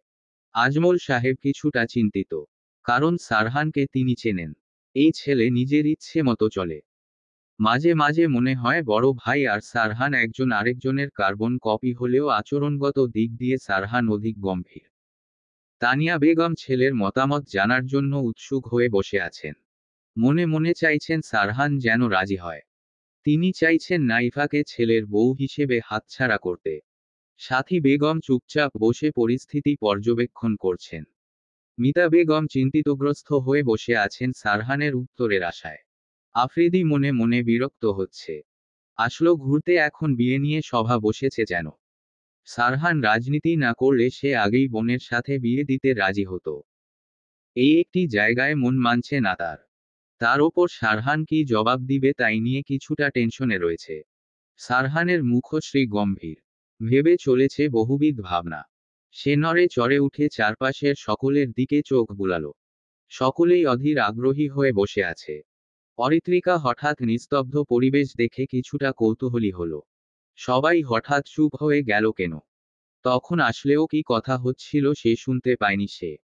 সে সিঁড়ি থেকে নামতেই চোখ পড়ল রান্নাঘরের আড়ালে দাঁড়িয়ে থাকা পরিচিত মানুষটার দিকে। অরিত্রিকা একবার ডাইনিং রুমে বসে থাকা সকলের দিকে তাকিয়ে আবার রান্নাঘরের আড়ালে থাকা মানুষটির দিকে তাকালো। সে ধীর পায়ে এগিয়ে গেল রান্নাঘরের দিকে। তিশা সিঁড়িতে দাঁড়িয়ে সারহানের দিকে তাকিয়েছিল। আরেক সোফায় সুদর্শন একটা ছেলেকে দেখল, তার মানে এটা অরিত্রিকার মামাতো ভাই। কিছুটা সময় পেরিয়ে যেতেই খেয়াল হলো অরিত্রিকা তার সামনে নেই। আশেপাশে তাকিয়ে খুঁজতেই দেখল রান্নাঘরের দিকে যাচ্ছে। সেও অরিত্রিকার পিছু পিছু দ্রুততার সহিত রান্নাঘরের দিকে গেল। আপু, তুমি এখানে লুকিয়ে লুকিয়ে কি শুনছো? হঠাৎ অরিত্রিকার আগমনে ইফা হোঁচকচিয়ে গেল। হোঁচকচানো ভঙ্গিতে অরিত্রিকার দিকে তাকালো। চোখে মুখে বিরাজ করছে অস্থির ভাব। এভাবে কেউ যে তাকে দেখে ফেলবে বুঝতে পারেনি। ইফা এখানে দাঁড়িয়ে থেকে সকলের কথাবার্তা শুনছিল অনেকক্ষণ ধরে। অতীব আগ্রহী হয়ে সারহানের উত্তর শোনার জন্য দাঁড়িয়েছিল। জবাবটা শোনার জন্যই এতটা উদ্গ্রীব সে। তিশা অরিত্রিকার পাশে দাঁড়িয়ে ইফার দিকে তাকালো। এই মেয়েটাই তার মানে অরিত্রিকার মামাতো বোন। দেখতেও সুন্দরী আছে। অরিত্রিকা ভ্রু কুঁচকে তাকিয়ে আছে। নিশ্চয়ই ইফা আপু সকলের বলা কথা শুনছিল। এটা ভেবেই নাক মুখ কুঁচকে আসলো। কেউ নিজের বিয়ের কথা আড়ি পেতে শুনে। মনে মনে ইফাকে সে নির্লজ্জ উপাধি দিল। ইফা এদিক ওদিক তাকিয়ে আমতা আমতা করে বলল, আরে তেমন কিছু না। এমনই এখানে দাঁড়িয়েছিলাম। অরিত্রিকা ইফার দিকে সন্দেহভাজন দৃষ্টি ফেলে বলল, তুমি নিশ্চয়ই লুকিয়ে কথা শুনছিলে। আরে বোন, আসতে বল। কেউ শুনে ফেলবে। আপু, তুমি জানো না এভাবে লুকিয়ে কারো কথা শুনতে নেই। এগুলো বদভ্যাস। ইফা পড়েছে ফ্যাসাদে। কিছুটা নিজের প্রতি বিরক্ত হলো সে। এখন অরিত্রিকাকে কি বলে বুঝাবে? এর মাঝেই নীরবতা ভেঙ্গে শোনা গেল সারহানের কণ্ঠস্বর। ইফা, অরিত্রিকা আর তিশা মনোযোগী হলো সেদিকেটায়। পিনপিনে নীরবতা ভেঙ্গে গম্ভীর ভাব এটাই বলল, আমি বিয়েটা করতে রাজি নই। ডাইনিং রুমে যেন একটু ছোট খাটো ঝটকা লাগলো সকলের। মিতা বেগমের মুখ থমথমে হয়ে গেল। তানিয়া বেগমের নিজের পছন্দের প্রতি আস্থা ছিল। ভেবেছিলেন সারহান রাজি হয়ে যাবে। কিন্তু তা আর হলো কই। ছেলে তো না বলে দিয়েছে। তিনি করুণ চোখে আরশাদ সাহেবের দিকে তাকালেন। আরশাদ সাহেব পত্নীর দিকে তাকিয়ে আশ্বস্ত করলেন। আজমল সাহেব এমনটাই আশা করেছিলেন। তিনি অনেকটাই সারহান সম্পর্কে অবগত। সাথী বেগম কোনো প্রতিক্রিয়া দেখালেন না। হয়তো বুঝেছিলেন সারহান সম্মতি দিবে না। আফ্রিদি সারহানের সিদ্ধান্তে খুশি হয়েছে। আরশাদ সাহেব গম্ভীর মুখে জানতে চাইলেন বিয়ে কেন করবে না, কারণটা কি জানতে পারি? সারহান বাবার দিকে তাকিয়ে শ্বাস টেনে বলতে লাগলো, আমি সকলকেই বলেছিলাম বিয়ের বিষয়ে এখন না ভাবতে, বাট আপনারা সকলে হঠাৎ বিয়ে নিয়ে পড়েছেন। কারণটা বলি তাহলে হয়তো বিষয়টা ক্লিয়ার হবে। ফার্স্ট অফ অল, আমি ইফাকে কখনো অন্য নজরে দেখিনি। বলতে পারেন ইশরাকে যেমন বোনের নজরে দেখি তেমন ইফাকেও দেখেছি। আমি বলবো না ইফা দেখতে খারাপ। যথেষ্ট নম্র, ভদ্র, শিক্ষিত মেয়ে সে। আমি আর এ বিষয়ে কথা বাড়াতে চাইছি না। বিয়ের বিষয়টা এখানেই ক্লোজড। এরপরে আর কথা যেন না হয়। সারহান আর এক মুহূর্ত সেখানে বসল না। পা বাড়িয়ে চলল নিজ রুমে। সিঁড়িতে পা রেখে রান্নাঘরের দিকে তাকালো একবার। ইফার চোখ বেয়ে টপটপিয়ে পড়ছে অশ্রু। সে করুণ চোখে সারহানের দিকে তাকিয়ে আছে। ইফা নিজেকে শান্ত রাখতে পারছে না। অরিত্রিকা অবিশ্বাস্য চোখে সারহানের দিকে তাকিয়ে আছে। সারহান চোখ ফিরিয়ে নিজ রুমের উদ্দেশ্যে পা বাড়ালো। ইফা অনুভূতিহীন হয়ে গেছে। কেমন অসহ্য লাগছে সবকিছু। সে তো সারহানকে পছন্দ করত, অনেক ভালো লাগতো। মিতা বেগম যখন সারহানের সাথে বিয়ে নিয়ে মতামত জানতে চাইছিলেন তখন সে খুশি মনে রাজি হয়ে গেছিল। ভেবেছিল পছন্দের মানুষকে জীবন সঙ্গী হিসেবে পাবে। এই নিয়ে অনেক উত্তেজিত হয়েছিল সে। কিন্তু এক নিমেষে স্বপ্নগুলো গুড়িয়ে গেল। জীবন থেকে ভালো লাগার মানুষটি হারিয়ে গেল। ইফা আর সেখানে দাঁড়িয়ে থাকতে পারল না। কাঁদতে কাঁদতে দৌড়ে চলে গেল দোতলায় অরিত্রিকার রুমের দিকে। অরিত্রিকা স্তম্ভিত নয়নে সারহানের চলে যাওয়া দেখল। এখনো তার বিশ্বাস হচ্ছে না। যা শুনেছে মনে হচ্ছে ভুল শুনেছে। সারহান যে এমন একটা সিদ্ধান্ত নিয়েছে তাতে যেন এখনো বিস্ময়ের ভাব কাটছেই না অরিত্রিকার। মনে হচ্ছে সে স্বপ্ন দেখছে। ইফার কান্নারত অবস্থায় দৌড়ে যেতে দেখে অরিত্রিকার হুঁশ ফিরল। এতক্ষণ খুশি হলেও ইফাকে দেখে তার খারাপ লাগছে। তারও খারাপ লেগেছিল যখন শুনেছিল ইফা আপুর সাথে সারহান ভাইয়ের বিয়ে। এক মুহূর্তে অবচেতন মন মেনে নিয়েছিল হয়তো আর সে সারহানকে পাবে না। বিয়েটা বোধ হয় হয়েই যাবে। প্রথম ভালো লাগার মানুষের সাথে অন্য কাউকে সহ্য হয় না। এখন একটু হলেও উপলব্ধি করতে পারছে ইফার কষ্ট। অরিত্রিকাকে চুপ করে দাঁড়িয়ে থাকতে দেখে তিশা ফিসফিসিয়ে বলল, এসব কি হচ্ছে রে? কিছুই বুঝতেছি না আমি। অরিত্রিকা মুখ গোমরা করে বলল, আমিও তো বুঝলাম না কি হলো। ভেবেছিলাম সারহান ভাই রাজি, তাই পরিবারের মধ্যে বিয়ে নিয়ে আলোচনা করছে। এখন দেখি হবু বর সাহেবই রাজি নয়। তিশা আফসোস করে বলল, আমি তো রাজি আছি।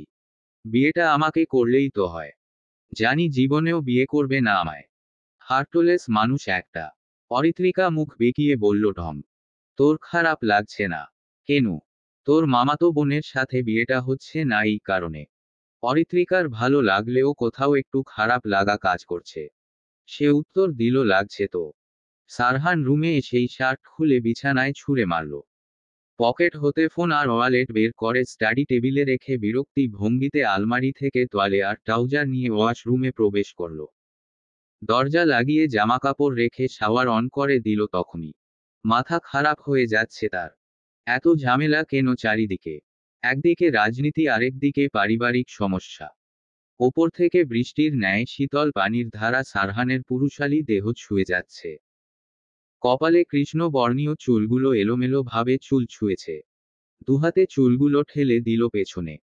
হঠাৎই মনে করে ওয়াশরুমের আয়নার দিকে তাকালো সারহান। তাকাতেই দেখল লাল হয়ে থাকা চোখগুলো। তীক্ষ্ণ দৃষ্টিতে অবলোকন করল নিজ মুখ। তার কেমন অদ্ভুত অনুভূতি হচ্ছে। কখনো সে কোনো মেয়ের জন্য রাতে না ঘুমিয়ে থাকেনি। অথচ অরিত্রিকার কিছু কথা যেন তার ঘুমকে কাবু করে ফেলেছে। ঘুম যেন কোথাও হারিয়ে গিয়েছে। আজ সারাদিন কেটেছে চিন্তিত ভাব নিয়ে। অরিত্রিকা জ্বরের ঘোরে সত্যি বললেও এখন হয়তো সেগুলো মনে থাকবে না। সারহান দীর্ঘশ্বাস ফেলল। নিচ থেকে আসার সময় ইফাকে দেখেছিল সে। সারহান ইফা সম্পর্কে অবগত এবং ইফার ফিলিংস সম্পর্কেও জানে।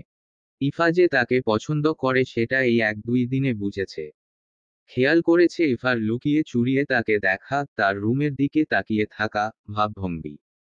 এসব চোখে পড়লেও এড়িয়ে গেছে সে। সারহান এসব ভাবনা বাদ দিয়ে দ্রুত গোসল শেষ করল সে। জামা কাপড় চেঞ্জ করে ওয়াশরুম থেকে বের হলো। সারহানের ফোন বেজে চলেছে। সে টেবিল থেকে ফোনটা হাতে নিয়ে দেখল আননোন নাম্বার। সারহানের ভ্রু কুঁচকে গেল। সে কৌতূহল নিয়ে কল রিসিভ করল। ইফা কান্নাকাটি করে চোখ মুখ ফুলিয়ে ফেলেছে।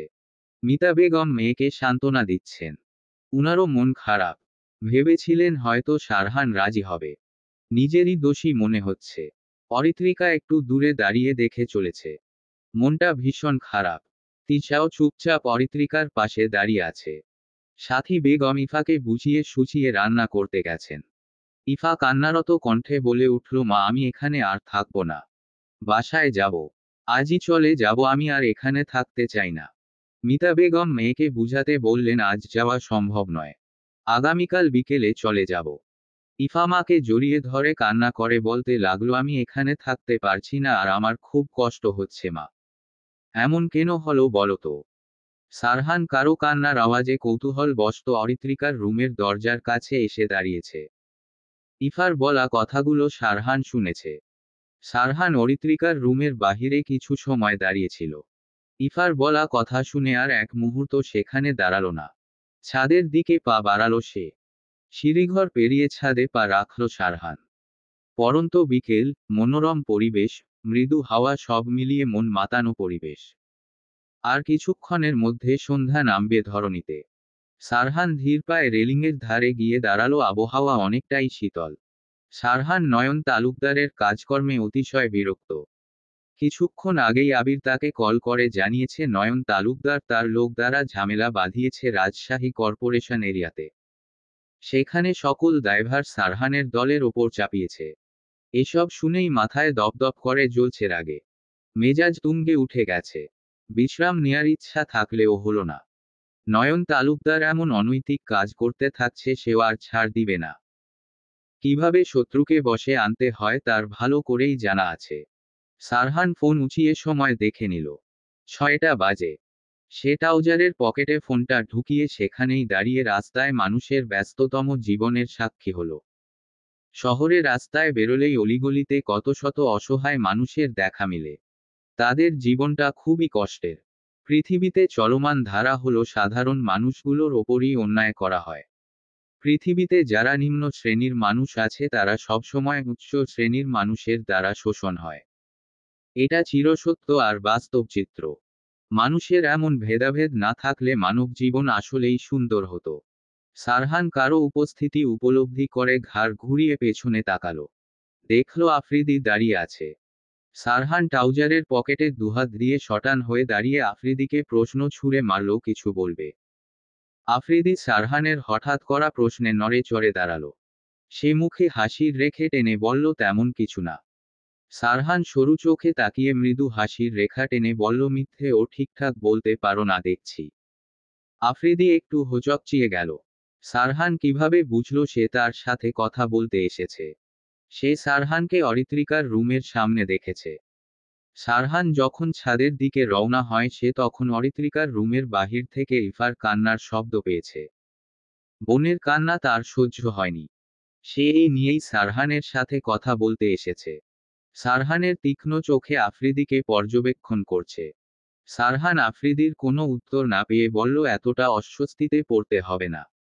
যা বলতে এসেছো বলে ফেলো। আফ্রিদির মাঝে মাঝে সারহানকে ভয় লাগে। বেশিরভাগ সময়ই মুখ গম্ভীর করে রাখে। সে সাহস সঞ্চার করে ঠোঁট ভিজিয়ে বলল, ব্রো ইফা খুব কান্না করছে। ইফার কথা শুনে সারহানের মুখ কঠিন হলো। সারহান বুঝল আফ্রিদি কেন এসেছে। মুখশ্রী কঠিন থাকলেও স্বাভাবিক কণ্ঠেই সারহান বলে উঠল, তুমি বলতে চাইছো তোমার বোনকে আমি বিয়ে করি? আফ্রিদি অস্বস্তিতে পড়ে গেল। টপিকটাই ভিন্ন ধাঁচের মনে হলো তার কাছে। এভাবে কথা বলাটাও কেমন বেমানান ঠেকেছে। সে অস্বস্তি নিয়ে বলল, আমি আমার বোনকে ভীষণ ভালোবাসি। ওর চোখের অশ্রু আমার সহ্য হচ্ছে না। আমার মনে হয় ইফা তোমাকে পছন্দ করে। এই কারণে বেশি কষ্ট পাচ্ছে। সারহান সহসা জবাব ছুড়ে বলল, ক্ষণিকের কষ্ট সয়ে যায় কিন্তু দীর্ঘ সময়ের কষ্ট ভোলা খুবই কঠিন। সারা জীবন কষ্ট নিয়েই অতিবাহিত করতে হয়। আমি তোমার বোনকে বিয়ে করলে সে হয়তো খুশি হবে কিন্তু আমি তো তাকে বোনের নজরে দেখেছি। নিজের কাছে অকওয়ার্ড ফিল হবে। আমি ইফার ফিলিংসে রেসপেক্ট করি, বাট আমার মনে হয় এটা তার ভালো লাগা। তুমি বুঝিয়ে বললে হয়তো বুঝবে। অল্প কিছুদিন হয়তো খারাপ লাগবে, পরে ঠিক হয়ে যাবে। আফ্রিদি সারহানের বলা কথাগুলো বুঝল। ভাইয়ের মন তবুও মানতে নারাজ যেন। সে কখনো ইফাকে এইভাবে কান্না করতে দেখেনি, অথচ আজ অল্প সময়ের পরিচিত একজনের জন্য এখনো কান্না করেই চলেছে। সারহান আবারও রেলিংয়ের কাছে গিয়ে দাঁড়ালো। সে অদূরে তাকিয়ে আফ্রিদির উদ্দেশ্যে বলল, রাজনীতিতে জোরালেই নিজের জীবনের মায়া ছেড়ে দিতে হয়। সাহসী হতে হয়। কারণ আমাদের তো শত্রুর অভাব নেই, কখন কে পেছনে হতে ছুরি ঢুকিয়ে দেয়। প্রিয়জন, আত্মীয় সবাইকে নিয়ে টেনশনে থাকতে হয়। আমারও একই অবস্থা, নিজের পরিবারের সকলকে নিয়ে টেনশনে থাকি। তাদের যথেষ্ট প্রোটেক্ট করার চেষ্টা করি। আমার কিছু হলেও তেমন যায় আসবে না, তবে পরিবারের কোনো সদস্যর যদি কোনো ক্ষতি হয় সেটা আমি মেনে নিতে পারবো না। ভাবতেই নিজের কাছে অবাক লাগে, এই একটা জায়গাতেই আমার মতো কঠিন মানুষ খুব দুর্বল। একটা কথা যেন এমন অদ্ভুত, জীবনে নতুন করে কাউকে জোড়াতে ভয় হয়। আমি যদি না থাকি তখন তার কি হবে বুঝতে পারছো? আফ্রিদি সারহানের কথা শুনে বলল, মানুষ কি একা সারা জীবন কাটাতে পারে? সারহান তার চক্ষুদয় বন্ধ করে জবাব দিল, আমার অনিশ্চিত জীবনে যে সাদরে পদার্পণ করবে তাকে আমি আমার জীবনসঙ্গিনী রূপে গ্রহণ করব। আফ্রিদি সারহানের কথা শুনে মলিন হেসে বলল, তোমার বলা কথাগুলোর গভীরতা পরিমাপ করলাম। আসলেই রাজনীতিতে জোরালেই জীবন অনিশ্চিত। যে পথটা বেছে নিয়েছো, সফলতা অর্জন করো, এন্ড ফিউচার লাইফের জন্য অল দ্য বেস্ট। সারহান চক্ষুদয় বন্ধ রেখেই বলল, থ্যাঙ্কস। আফ্রিদি আর কথা না বাড়িয়ে ছাদ থেকে চলে যাবে এমন সময় অরিত্রিকাকে দাঁড়িয়ে থাকতে দেখল। তখনই মলিন মুখ স্বাভাবিক করল সে। অরিত্রিকা সিঁড়ি ঘরে দাঁড়িয়ে আছে। আফ্রিদি মুখশ্রী স্বাভাবিক রেখেই জিজ্ঞেস করল, এই সন্ধ্যায় ছাদে কেন এসেছো অরি? অরিত্রিকা থম মেরে দাঁড়িয়ে আছে। স্থির দৃষ্টিতে তাকিয়ে আছে সারহানের দিকে। হঠাৎ আফ্রিদির কণ্ঠস্বর শুনে চমকে গেল সে। সারহানের থেকে দৃষ্টি সরিয়ে সামনে তাকাতেই দেখল আফ্রিদি দাঁড়িয়ে আছে। অরিত্রিকা কিছুটা ধীর কণ্ঠে বলে উঠল, আমি আপনাকে ডাকছে তাই বলতে এসেছি। ওহো আচ্ছা। আমি তো এখনই যাচ্ছিলাম। সন্ধ্যায় একা ছাদে যেও না। নিচে চলো। অরিত্রিকা মুখ ফসকে বলে উঠল, আমি একা কথায়? সারহান ভাই তো আছেই। উনি থাকলে সমস্যা নেই। অরিত্রিকা কথাটা বলতেই জিভ কাটল। ভুল জায়গায় ভুল কথা বলে ফেলেছে সে। সে চোরা চোখে আফ্রিদির দিকে তাকালো। আফ্রিদি একবার সারহানের দিকে তাকিয়ে অরিত্রিকাকে স্বাভাবিকভাবেই বলল, ঠিক আছে। আমি যাচ্ছি। আফ্রিদি তেমন কিছুই না বলেই চলে গেল। আফ্রিদি যেতেই অরিত্রিকা হাঁপ ছেড়ে বাঁচল। যদি ভুল বুঝতো তাহলে তো আজ সবাই তার মনের খবর জেনে যেত। ভাবতেই দম আটকে আসছে তার। কথাটা সিরিয়াসলি নেয়নি, এতেই শান্তি। অরিত্রিকা সব জায়গায় মনে কথা বলবি না, এটা বলে নিজেকে মনে মনে বোঝাতে লাগলো। তারপর সে পা টিপে টিপে সারহানের পাশে গিয়ে দাঁড়ালো। সুঠাম দেহি, সুদর্শন মানুষটার কাছে নিজেকে ছোট মনে হলো। সে মেপে দেখল সারহানের থেকে অনেকটা ছোট। কাঁধের নিচে পড়ে আছে সে। নিজেকে সারহানের সামনে লিলিপুট মনে হচ্ছে। অন্ধকারাচ্ছন্ন হয়ে আসছে চারিপাশ। অরিত্রিকা আর চোখে অবলোকন করল সারহানের মুখ। দেখল মুখটা গম্ভীর। সে অনেকক্ষণ আগেই ছাদে এসেছে। আফ্রিদি আর সারহানের সকল কথা সে শুনেছে। মনের মাঝে নানা জল্পনা কল্পনা শুরু হয়ে গেছে। এমন গম্ভীর কাঠখোট্টা মানুষেরও যে কোনো কিছুতে ভয় কাজ করে আজ জানল। জেনেই সে বিস্মিত হয়েছে। এমন ঝটকায় যেন সে হেলে গেছে কিছুটা। সারহান চক্ষুদয় মেলে অরিত্রিকার দিকে না তাকিয়েই শান্ত কণ্ঠে শুধালো, নিচে না গিয়ে এখানে দাঁড়িয়ে আছিস কেন? অরিত্রিকা শান্ত কণ্ঠ শুনে শিউরে উঠল। দ্রুততার সহিত অন্যদিকে তাকালো সে। এমন হাঁ করে তাকিয়েছিল জানলেই আবার কথা শুনিয়ে দেবে। অরিত্রিকা মিহি কণ্ঠে বলে উঠল, আপনি একা দাঁড়িয়ে আছেন তাই? সারহান অরিত্রিকার উত্তর শুনেও নিশ্চুপ। অরিত্রিকা কিছুটা অবাক হল। অন্য সময় হলে এতক্ষণ কথা শুনিয়ে দিত, অথচ আজ চুপচাপ। তার মন বলছে সারহান ভাই হয়তো কোনো কারণে আপসেট হয়ে আছে।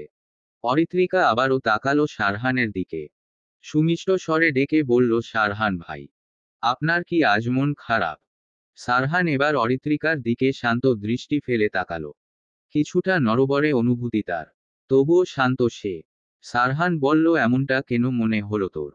অরিত্রিকা ঠোঁট উল্টে বলল, মনে হলো তাই বললাম। সারহান তা শুনে বলল, মন খারাপ নয়। আপনার কি ইফা আপুর জন্য খারাপ লাগছে? সারহান চাপা নিঃশ্বাস ফেলে বলল, এতক্ষণ তো দাঁড়িয়ে সব কথা শুনেছিস, তাও এমন স্টুপিডের মতো কথা বলছিস কেন? সারহানের কথায় অরিত্রিকা কাচুমাচু ভঙ্গিতে দাঁড়ালো। তার মানে সে যে ওখানে দাঁড়িয়ে ছিল তা সারহান খেয়াল করেছে। সে ধীরে বলল, আপনি আমায় খেয়াল করেছেন? অরিত্রিকা যখন ছাদে এসেছে তখনই সারহান খেয়াল করেছে। অরিত্রিকার প্রশ্নের জবাব না দিয়ে বলল, জ্বর আছে এখনো? না, নাই। তাও ভালো। জ্বরের ঘোরে তো গোপন কথা উগরে দিয়েছিলি কাল রাতে।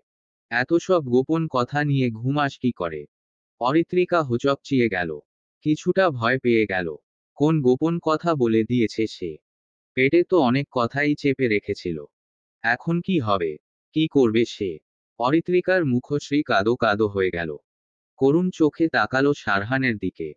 তাকিয়ে মিলিয়ে যাওয়া কণ্ঠে বলল, কোন কথার বলছেন সারহান ভাই? সারহার নীরব দৃষ্টিতে অরিত্রিকার ভীতু মুখশ্রীর দিকে তাকিয়ে বলল, কিছু অনুরাগ মিশ্রিত বাণী, অভিমান, রাগ, ভালো লাগা নিয়ে কথাগুলো জ্বরের ঘোরে বলেছিস। আরেকটা কাজও করেছিস। থাক, ওটা আর না বললাম। বুঝতে শিখেছিস বাস্তবতা। কোনো ভুল কিছু করে বসিস না যার কারণে তুই সকলের কাছে খারাপ হয়ে যাস। অরিত্রিকা একটু দমে গেল। তার চোখে দ্বিধাদ্বন্দ্বিত প্রশ্নের সমাহার। সে মস্তিষ্কে চাপ দিল। রাতের ঘটনা মনে করার চেষ্টা করল। অতিশয় চেষ্টা করেও কিছু সে মনে করতে পারল না। সারহান অরিত্রিকাকে কিছু একটা ভাবতে দেখে গম্ভীর মুখে বলল, থাক, আর ভাবতে হবে না। আমি চললাম। সারহান সিঁড়ি ঘর পার করে চলে গেছে অল্প সময়ই। অরিত্রিকা বিভ্রান্তিকর পরিস্থিতি পড়েছে। সে বুঝতে পারছে না কোন কথাটা বলেছে সে।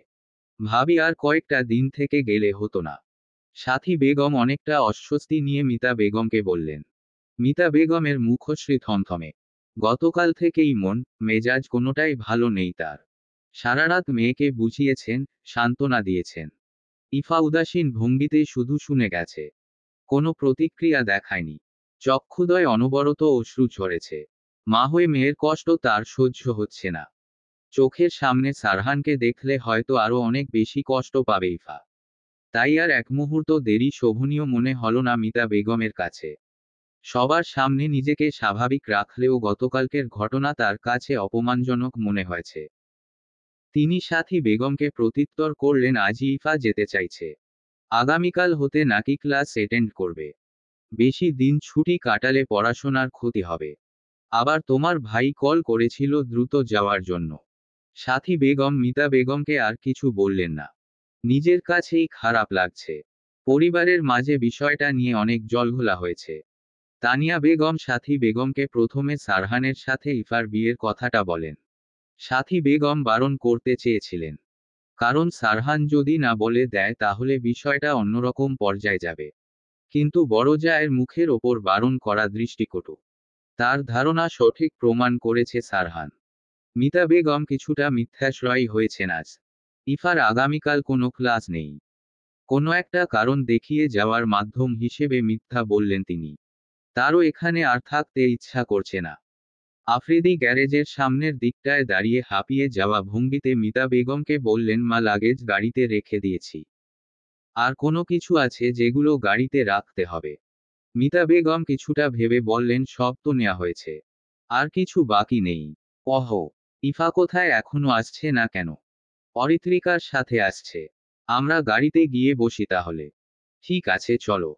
আফ্রিদি গিয়ে ড্রাইভিং সিটে বসে পড়ল। তার পাশের সিটে মিতা বেগম বসলেন। সাথী দুজনের পিছু পিছু বেগম গাড়ির কাছে এগিয়ে গেলেন। ইফা আর অরিত্রিকা ডাইনিং রুম পেরিয়ে সদর দরজার কাছে এসেছে। রুম থেকে দুজনে একসাথে আসলেও কথা নেই তাদের মাঝে। দুজনেই নিশ্চুপ। কারো মুখে কোনো কথা নেই। অরিত্রিকা বারবার ইফার মুখ পানে দৃষ্টিপাত করছে। ইফাকে দেখেই বোঝা যাচ্ছে কতটা কষ্ট পেয়েছে। এক নিমিষেই অল্প কিছু সময়ের ভালোলাগা যেন দাবানল বানিয়ে দিয়েছে মনকে। ভঙ্গুর মনোকষ্ট আসলেই অনেক যন্ত্রণার। চক্ষু সম্মুখে অরিত্রিকা সারারাত ইফার কান্না দেখে উপলব্ধি করেছে। অরিত্রিকা ইফাকে চুপ করে থাকতে দেখে শুধালো, আপু, তোমার কি খুব কষ্ট হচ্ছে? ইফা অরিত্রিকার দিকে তাকালো। নিশ্চল চক্ষুদয়, শুকনো মুখশ্রী, মলিনতা ছেয়ে আছে মুখে। ইফা শুকনো মুখে মলিন হাসি এঁটে বলল, আমায় দেখে কি এমন মনে হচ্ছে? অরিত্রিকা তা শুনে কিছুটা মিলিয়ে গেল। তার কাছে ইফার মনোভাব একদম স্পষ্ট। ভালো লাগার পরিমাণটা যখন বেশি থাকে, তখন কষ্টের পরিমাণটা বেশি থাকে। ইফা আর অরিত্রিকা গ্যারেজের সামনের দিকটায় দাঁড়ালো। আফ্রিদির গাড়ি কিছুটা দূরে। অরিত্রিকা মিয়ে যাওয়া কণ্ঠে বলল, আপু তুমি কি সারহান ভাইকে ভালোবাসো? ইফা বোধহয় একটু থমকালো। তা আড়াল করেই ঝিমিয়ে যাওয়া কণ্ঠে বলল, ভালোবাসার কি বুঝিস তুই? বয়স তো এখনো 18 পেরোয়নি। অরিত্রিকা নিষ্প্রাণ হেসে বলল, 18 না পেরোলেও বুঝতে পারি। এই যে তোমার অনেক কষ্ট হচ্ছে তবুও কেমন চেপে রেখেছো কষ্টগুলো। ব্যথাগুলো আড়াল করার বৃথা চেষ্টা চালাচ্ছ। তবুও আমি বুঝতে পারছি। ইফা মলিন মুখে চমৎকার হেসে বলল, বুঝলাম। আমার এই পিচ্ছি বোনটা আর ছোট নেই। বড় হয়ে গেছে। মানুষের মনের খবরও বুঝতে শিখেছে। এমন মন বোঝার ক্ষমতা কজনের হয় বল? অরিত্রিকা মুখ গুমরা করে বলল, আপু তুমি কিন্তু কথা ঘুরাচ্ছ। ইফা আবারও হেসেই বলল, সত্যি বলবো নাকি মিথ্যা বলবো বল তো? উম্মুম, সত্যিটাই বলছি। সারহানকে আমার ভালো লাগে। হয়তো ভালোবাসি। এই কারণে এতটা মূর্ছে পড়েছি। দেখেছিস সবার সামনে স্বাভাবিক থাকার অ্যাক্টিং করলাম অথচ তুই বুঝে গেলি। ইফার মুখে সত্যিটা শুনে অরিত্রিকার বক্ষস্থল ধক করে উঠল। চমকিত হলো তার মন সত্তা। সেই হারিয়ে যাওয়া নৌকার মতো মনে হলো নিজেকে। ভেবেছিল হয়তো ভালো লাগে বলবে, কিন্তু ভালোবাসা। অরিত্রিকার মুখশ্রীতে আধার নেমেছে যেন। ইফা অরিত্রিকা চুপ থাকতে দেখে বলল, কিরে চুপ হয়ে গেলি কেন? সারহান ভাইকে সারহান বলে সম্বোধন করেছি তার জন্য মুখ গুমরা করেছিস? একটা কথা জানিস, সারহান ভাই ডাকটা আমার আসে না। তাই বলেছি। অরিত্রিকা প্রতিক্রিয়াহীন হয়ে নীরব চোখে ইফার দিকে তাকিয়ে বলল, তেমন কিছু নয় আপু। আমার মতো ভুল করবি না অরি। ভুল মানুষকে কখনো ভালোবাসবি না। না হলে এই যে একজন ভুল মানুষকে ভালোবেসেছি। একজন ভুল মানুষকে ভালোবাসা আমৃত্যু অশ্রুপাতের কারণ হয়। একতরফা ভালোবাসা খুবই ভয়াবহ জানিস। অরিত্রিকার বক্ষে যেন ঝড়ো হাওয়া বইছে। তার মুখশ্রী আতঙ্কিত। অজানা ভয় যেন চেপে ধরেছে। মন বলছে ইফা আপুর মতোই যদি তাকেও সারহান ভাই না বুঝে তখন কি হবে? ইফা আপু মতোই কি এই কষ্ট, দুঃখে জর্জরিত হবে সে? একতরফা ভালোবাসা নিয়ে কাঁদবে সে? অরিত্রিকার চোখ ঝাপসা হয়ে আসছে। ভালো লাগা থেকে শুরু হয় প্রণয়ের সূচনা। প্রণয়ের সন্ধিক্ষণে এসে যদি অপূর্ণতার দরজায় কড়া নাড়তে হয় তখন তো সে নিঃশেষ হয়ে যাবে। তার চোখ আশ্রুতে ভিজে আসছে। ইফা অরিত্রিকার কন্দনরত মুখশ্রী দেখে বিচলিত ভঙ্গিতে বলে উঠল, কি হয়েছে তোর? কাঁদছিস কেন? অরিত্রিকা মনে চলা ঝড়মেঘের কথা আড়াল করে চক্ষুদ্বয়ের অশ্রু হাত দ্বারা মুছে বলল, তুমি চলে যাবে তাই খারাপ লাগছে। ইফা অরিত্রিকা জড়িয়ে ধরে মলিন স্বরে বলল, আরে পাগলি, একবারে যাচ্ছি নাকি? আবার আসবো তো তোর বিয়ে খেতে। অনেক মজা হবে তখন। অরিত্রিকা মেকি রাগ দেখিয়ে বলল, আপু মজা করো না তো। আমি মজা করছি না। সত্যি আসবো দেখিস। কথাটা বলা শেষ হতে ইফার দৃষ্টি আটকালো চৌধুরী বাড়ির সদর দরজার দিকে। তাকাতেই তার অন্তঃস্থল কেঁপে উঠল। আবারও হুহু করে কেঁদে উঠল মন। চক্ষু ভিজে আসছে নোনা পানির বিন্দুতে। ভিজে চোখেই তাকিয়ে আছে সারহানের দিকে। সারহান অরিত্রিকা আর ইফার দিকে একধ্যানে তাকিয়ে আছে। ইফা আর কঠিন মানুষটির দিকে না তাকিয়ে অরিত্রিকাকে ছেড়ে দ্রুততার সাথে বলে উঠল, আর সময় নেই রে। বাসায় পৌঁছে অনেক কথা বলবো বুঝলি। ঠিক আছে। চলো তোমায় গাড়ি পর্যন্ত এগিয়ে দিয়ে আসি। চল। ইফা আর অরিত্রিকা আফ্রিদির গাড়ির দিকে যেতে লাগলো। ইফা অনিশ্চিত বাসনা নিয়ে অবাধ্য টানে একবার পিছু ফিরে তাকালো। দেখল সারহান এখনো তাদের দিকে তাকিয়ে আছে। ইফা চোখ ফিরিয়ে সামনের দিকে তাকালো। মিতা বেগম ইফাকে আসতে দেখে বললেন, এতক্ষণ কি করছিলি দুজনে? জরুরি কথা বলছিলাম। আফ্রিদি বলে উঠল, দ্রুত বসো। যেতে অনেক সময় লাগবে। ইফা সাথী বেগম আর অরিত্রিকার থেকে বিদায় নিয়ে গাড়িতে উঠে বসল। আফ্রিদি আর মিতা বেগমও সাথী বেগম আর অরিত্রিকার থেকেও বিদায় নিল। আফ্রিদি আর দেরি না করে গাড়ি স্টার্ট দিয়ে মেইন গেট পেরিয়ে গেল মুহূর্তেই। অরিত্রিকা আর সাথী বেগম বিদায় দিয়ে সদর দরজায় ঢুকতে যাবে এমন সময় খেয়াল হলো সারহান দাঁড়িয়ে আছে। সাথী বেগম পাশ কাটিয়ে ভেতরে গেলেও অরিত্রিকা গেল না। সারহান অরিত্রিকার দিকে ভ্রু কুঁচকে তাকিয়ে আছে। অরিত্রিকার চোখে মুখে বিচলিত ভাব স্পষ্ট। মনে জমা হয়েছে একটাই প্রশ্ন। সারহান ভাই এখানে কি করছেন? সবাইকে বিদায় দিতে এসেছেন? উৎকণ্ঠা চাপা না রাখতে পেরে অরিত্রিকা সারহানকে শুধালো, আপনি এখানে কি করছেন সারহান ভাই? সারহান একটু নড়ে চড়ে উঠল। অরিত্রিকার কথায় পাত্তা না দিয়ে সরু দৃষ্টিতে অরিত্রিকার দিকে তাকিয়ে জিজ্ঞেস করল, কেঁদেছিস কেন? অরিত্রিকার মনে হালকা ভালো লাগার দোলা দিল। সারহান ভাই তার মুখশ্রী খেয়াল করেছে। তার ওষ্ঠের কোণে বিরাজ করছে মৃদু হাসির রেখা। মনটা নিমেষেই ফুরফুরে হয়ে গেল তার। ভালো লাগার প্রজাপতি যেন উড়ছে মন আকাশে। অরিত্রিকা উচ্ছ্বসিত ভাব অপ্রকাশিত রেখে বলল, ইফা আপু চলে গেল তাই? সারহান কিছুটা সময় চুপ থেকে থেকে সরাসরি প্রশ্ন করল, তোর কি মনে হয় আমি মায়ের কথা মতো বিয়েটা না করে ভুল করেছি?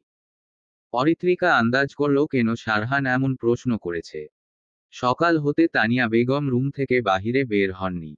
আরশাদ সাহেবও গম্ভীর হয়ে আছেন। কারো সাথেই তেমন কথা বলছেন না।